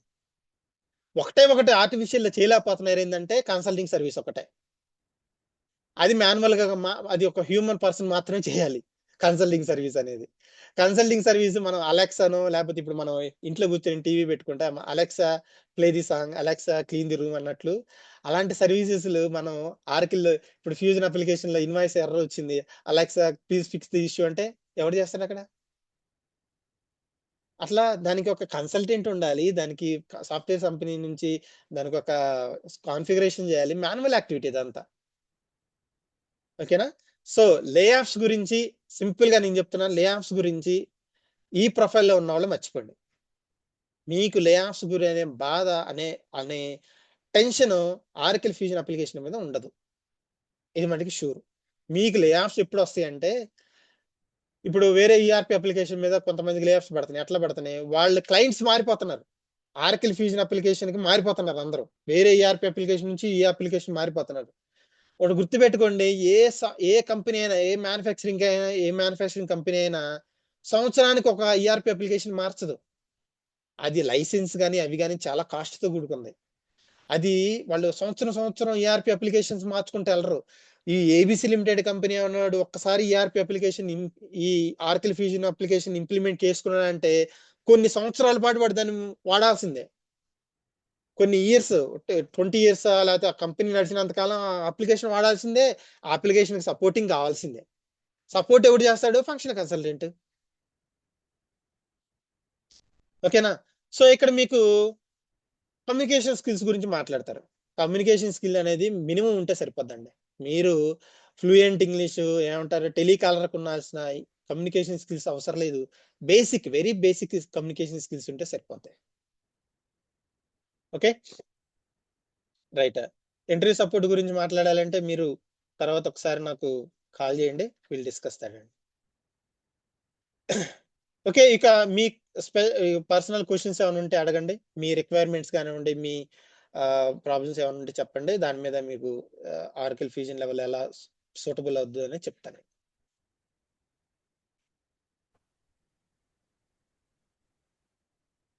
హలో చెప్పండి. సార్, డిఫరెన్స్ ఏంటి సార్ ఎస్ఏపి ఫికోకి ఫంక్షన్ కన్సల్టెంట్స్ కి? సార్ ఆర్కిల్ ఈఆర్పి అనేది 2 ఈఆర్పినే. ఆర్కిల్ ఫ్యూజన్ ఫినాన్షియల్స్ కానివ్వండి, ఎస్ఏపి కానీ 2 కూడా ఫంక్షన్ కన్సల్టెంట్ కిందే వస్తాయి. కాకపోతే ద వే అదేంటంటే ఓన్లీ మ్యానుఫ్యాక్చరింగ్ కంపెనీస్ ఎక్కువ యూజ్ చేస్తూ ఉంటారు. ఆన్ ప్రిమ్ అప్లికేషన్ లెవెల్లో యూజ్ చేస్తూ ఉంటారు. సో ఇప్పుడు మీరు ఫంక్షన్ కన్సల్టెంట్కి వెళ్ళాలంటే ముందు అది నేర్చుకోవాలి. అది నేర్చుకోవడానికి ఫికో నేర్చుకోవడానికి మీకు 6 months టైం పడుతుంది. దాని మీద మీరు హ్యాండ్స్ ఆన్ అవ్వడానికి మంచిగా స్కిల్ నేర్చుకోవడానికి ఇంకో 6 months పడుతుంది. 1 year 1.5 year మీరు రెడీ అవుతారు. 1.5 year కి మీరు 100% ఏమంటారు మీరు ఎఫర్ట్స్ పెడితేనే మీరు you are ready for the interview. అయినా మీరు అప్పటికి ఇంటర్వ్యూ గెయిన్ చేస్తారు, జాబ్ గెయిన్ చేస్తారని గ్యారంటీ లేదు. ఈ 1 year 1.5 year లో థింగ్స్ కెన్ బి చేంజ్. మీ మైండ్ సెట్ మారొచ్చు, మధ్యలో డ్రాప్ అయిపోవచ్చు. కంపారిజన్ ఏంటంటే ఇక్కడ 2 months లో కోర్స్ అయిపోద్ది, 3 months లో మీరు you are ready for the job. Okay 3-4 months లో మీరు జాబ్ గెయిన్ చేయొచ్చు ఇక్కడ. That is the major difference. Okay sir. Anybody any other question అండి? Hi sir, this is Udayashri. Yeah tell me. So earlier I worked as a database administrator, Oracle. Okay So I have 2 years gap now. From 2 years onwards, I'm not working. Due to some personal issue. So ఏంటంటే నేను switch అవ్వడానికి ఇది scope ఓకేనా కాదా? Definite గా ఇప్పుడు మీకున్న experience ని టోటల్ ఎక్స్పీరియన్స్ 2 years గ్యాప్ ని మీరు కన్సల్టింగ్ డాక్యుమెంట్ పెట్టుకొని మేనేజ్ చేసుకోవచ్చు. థర్డ్ పార్టీ పేరోల్ పెట్టుకొని మేనేజ్ చేసుకోవచ్చు. దానికి ఏం ప్రాబ్లం లేదు. ఇంకా మీకు ప్రీవియస్ ఎక్స్పీరియన్స్ ఏదైతే ఉందో టోటల్ మీకు డిబి మీద ఎంత ఉంది experience? 2 years, 2.5 years. Yeah. Total Hands experience on. ఎంత అండి? So అంటే మీ can we పాస్ అవుట్ ఎప్పుడు? discuss in pass out can ఎప్పుడు? we discuss in yeah you can first? Call me personally. Yeah Yeah. Simple గా చెప్పాలి అంటే మీరు total experience లో ఒక 5 years ని, ఒకవేళ మీకు 5 years కంటే ఎక్కువ ఉంటే 5 years కన్నా I mean 5 years even dB ఉన్నా కానీ దాన్ని మీరు Okay. దీనికి కన్వర్ట్ చేసుకోవచ్చు. జస్ట్ రెజ్యూమ్ లో మనం పెట్టుకుంటాం అంతే. మీరు ఎక్కడ Okay. డిబి మీద వర్క్ చేశాను, సాఫ్ట్వేర్ ఇంజనీర్ లేకపోతే కామన్ డెసిగ్నేషన్ ఉంటుంది అంతే. ఆ Okay. డెసిగ్నేషన్ తో పెట్టి మీరు మీకు వచ్చిన సర్టిఫికేషన్ లేకపోతే ఆఫర్ లెటర్ లేకపోతే ఎక్స్పీరియన్స్ లెటర్ దాన్ని బేసేసుకొని మీరు దేని మీద వర్క్ చేశారని ఏ కంపెనీ డిసైడ్ చేయలేరు. Okay. రెజ్యూమ్ లో మీరు చెప్పే వరకు ఎవరికి తెలియదు మీరు ఏం వర్క్ చేశారనేది. Okay. Okay. డెసిగ్నేషన్స్ అని ఏంటి అంటే మీ ఏ కంపెనీ ఒక్కొక్క కంపెనీ ఒక్కొక్క డెసిగ్నేషన్ ఫాలో అవుతుంది. Yeah, yeah, exactly. Yeah. So దాన్ని బేసేసుకొని ఆ డెసిగ్నేషన్ బేసేసుకొని మనం చెప్పలేం. Okay. సో అదనమాట. సో Sir, డెఫినెట్ గా and మీరు మేనేజ్ చేయొచ్చు, దానికి ఏం ప్రాబ్లం. moreover ఏంటంటే మాకు DBS లో కంప్లీట్ రొటేషనల్ షిఫ్ట్స్, రొటేషనల్ వీకప్స్ అలా ఉంటాయి. 24/7 కదా సపోర్టింగ్ రోల్. సో దీంట్లో ఎలా అండి? అంటే అది చాలా ఫెడప్ అయిపోయాను, కొంచెం హెల్త్ ఇష్యూస్ వచ్చాయి దాని వల్ల. సో దీంట్లో ఇక్కడ ఎలా ఉంటది? దీనికి క్లయింట్ అంటే మనకి సపోర్టింగ్ లో కానీ ఎట్లా ఉండిద్దంటే నైట్ షిఫ్ట్స్ ఏమి ఉండవండి. రొటేషన్స్ కూడా ఎక్కువ Okay. తక్కువ ఉంటాయి. రొటేషన్స్ కూడా ఒక క్లయింట్ పని చేస్తున్నాం అంటే ఆ క్లయింట్ ఎప్పుడు ఆ క్లయింట్ కే ఉంటాం. సో ఆ క్లయింట్ ఏమో రొటేషన్స్ లో పని చేయడుగా. సో ఇక్కడ ఎలా Okay. ఉండిద్దంటే లెట్స్ సే ఇప్పుడు నేను యుఎస్ క్లయింట్ కి పని చేస్తున్నాను. నేను ఈవినింగ్ 3 o'clock లాగిన్ అవుతా. లాగిన్ అయ్యి నా లాగౌట్ వచ్చేసరికి 11 o'clock అంతే. Okay. సో ఈ టైమ్స్ లోనే మనం కన్సల్టింగ్ సర్వీసెస్ ప్రొవైడ్ చేస్తాం వాళ్ళకి. వాళ్ళు నైట్ Okay. అంతా పని చేసుకుంటా అంటే వాళ్ళకి డే టైం అంటే మన హోల్ నైట్ వాళ్ళకి హోల్ డే టైం. Okay. అట్లా అని వాడికి నైట్ అంతా మనం సపోర్ట్ చేయం, నైట్ అంతా మేల్కొని ఉండము. సో ఈ ఫంక్షనల్ కన్సల్టెంట్ ప్రొఫైల్లో మెయిన్ అడ్వాంటేజ్ అదే రొటేషన్ షిప్స్ తక్కువ ఉంటాయి. ఒకవేళ మీకు మల్టిపుల్ ప్రాజెక్ట్స్ అసైన్ అయితే తప్ప ఒకే ప్రాజెక్ట్ మీద ఉంటే ఆ ప్రాజెక్ట్ కి సంబంధించి టైం ఏదైతే SOW ఉంటుంది క్లియర్ గా ఈ టైం నుంచి ఈ టైం వరకు సపోర్ట్ ఇవ్వాలి అంతే. ఆ టైం అయిపోయిన తర్వాత you are free. Okay. So ఇంక మిగిలిన వర్క్ ఇంకా చాలా మంది ఉంటాయి. ఈ వీక్ ఆఫ్టర్నూన్, నెక్స్ట్ వీక్ వచ్చేసరికి night, next week day, rotationals ఉండవండి main. Okay. So one of my sister also working on fusion currently. So అది చూసాను. సో అదొక చిన్న కన్సర్న్ మెయిన్ ఏంటంటే ఇదే రొటేషనల్ షిఫ్ట్స్ ఇదంతా. మీరు మీ సిస్టర్ దీంట్లో అడగండి ఒకసారి అక్కడ ఏమన్నా రొటేషన్స్ ఉన్నాయా అని. తనకైతే లేదు. ఉండవు, మాక్సిమం ఉండవు. Yeah okay. నేను ఇప్పుడు వర్క్ చేసిన మల్టిపుల్ ప్రాజెక్ట్స్ లో కూడా ఎక్కడ నేను రొటేషనల్ షిఫ్ట్ చూడలేదు. ఒకవేళ అడ్మిన్ యాక్సెస్ తీసుకుంటేనో, అది కూడా క్లయింట్ రిక్వెస్ట్ చేస్తేనో మనం ఏదన్నా ఒక వీక్ మనం ఉండాల్సి వచ్చింది తప్ప మాక్సిమం మనకైతే ఉండవు. Yeah okay. అసలు 2 years నుంచి తీసుకుంటే మాకు DBAకి అసలు not even getting 1 call per a week. చాలా కంపారిటివ్లీ 2023 వరకు కంపేర్ చేస్తే అసలు కాల్స్ చాలా తగ్గిపోయాయి. సో దీనికి అలా ఎఫెక్ట్ ఏమి ఉండదు కదా లేదండి, ఫ్యూచర్ లో. అస్సలకి మీకు చెప్పాలి అంటే నిన్న కూడా కాల్స్ ఉన్నాయి. మీకు అదే చెప్తున్నా, డీబీ మీద కాల్స్ తగ్గిపోవడానికి అదే టెక్నికల్ గా చాలా మందికి డీబీ మీద టెక్నికల్ గా కాల్స్ తగ్గిపోయినాయి. అంతా ఇప్పుడు ఆర్టిఫిషియల్ వాళ్ళ మెయింటెనెన్స్ అంతా వాళ్ళు చూసుకుంటున్నారు. ఓకేనా, డీబీ ఇది వరకు మీరు ఓన్లీ ఆన్ ప్రెమ్ అప్లికేషన్ అయితేనే కదా మీకు డీబీతో ఎక్కువ వర్క్ ఉండేది. ఇప్పుడు అంతా క్లౌడ్ అయిపోతున్న సరికి మీకు తక్కువైపోయింది. మీరు చూస్తానే ఉంటున్నారు మైగ్రేషన్ ప్రాసెస్ ఎలా జరుగుతున్నాయో. మీ కాల్స్ కూడా తగ్గిపోతుంది అందుకే. సో అందుకని మీరు యాజ్ సూన్ యాజ్ పాసిబుల్ మీరు ఫంక్షనల్ గా మూవ్ అయితే మీరు ఈజీగా సర్వైవ్ అవ్వచ్చు.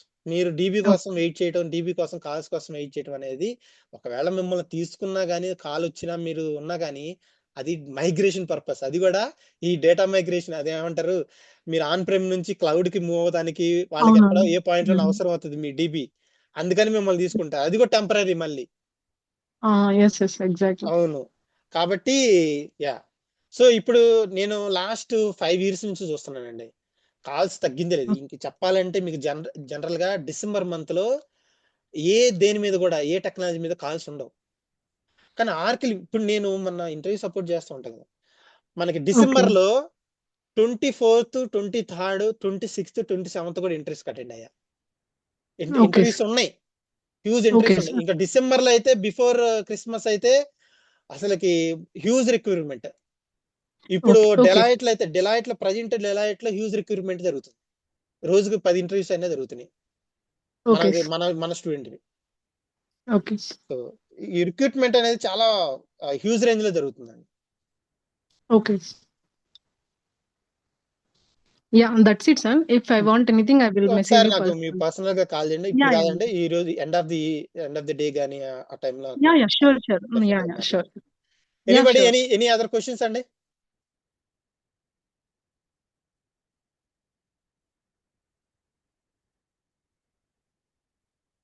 ఓకేనా, మీకు ఏమన్నా క్వెరీస్ కానీ ఏమన్నా డౌట్స్ ఉంటే ఇంకా మీరు నాకు పర్సనల్ గా పింగ్ చేయొచ్చు. నంబర్ ఉంది ఇక్కడ, వాట్సాప్ నంబర్.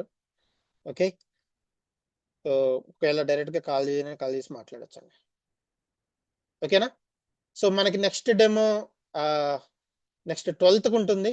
12th April కు ఉంటుంది, నెక్స్ట్ సండే. ఎవరన్నా మిస్ అయ్యారు అనుకుంటే ఒకసారి మీరు డెమోకి అటెండ్ అవ్వచ్చు. మీ పర్సనల్ క్వెరీస్ కానివ్వండి, మీకు ఉన్న రిక్వైర్మెంట్స్ ఒకసారి నాకు అడిగి మీరు క్లారిఫై చేసుకోవచ్చు. 15th నుంచి బ్యాచ్ స్టార్ట్ అవుతుందండి. April 15th నుంచి బ్యాచ్ స్టార్ట్ అవుతుంది. So night 9 to 10:30. ఓకేనా, రైట్. థ్యాంక్ యూ అండి, thank you all. Thank you.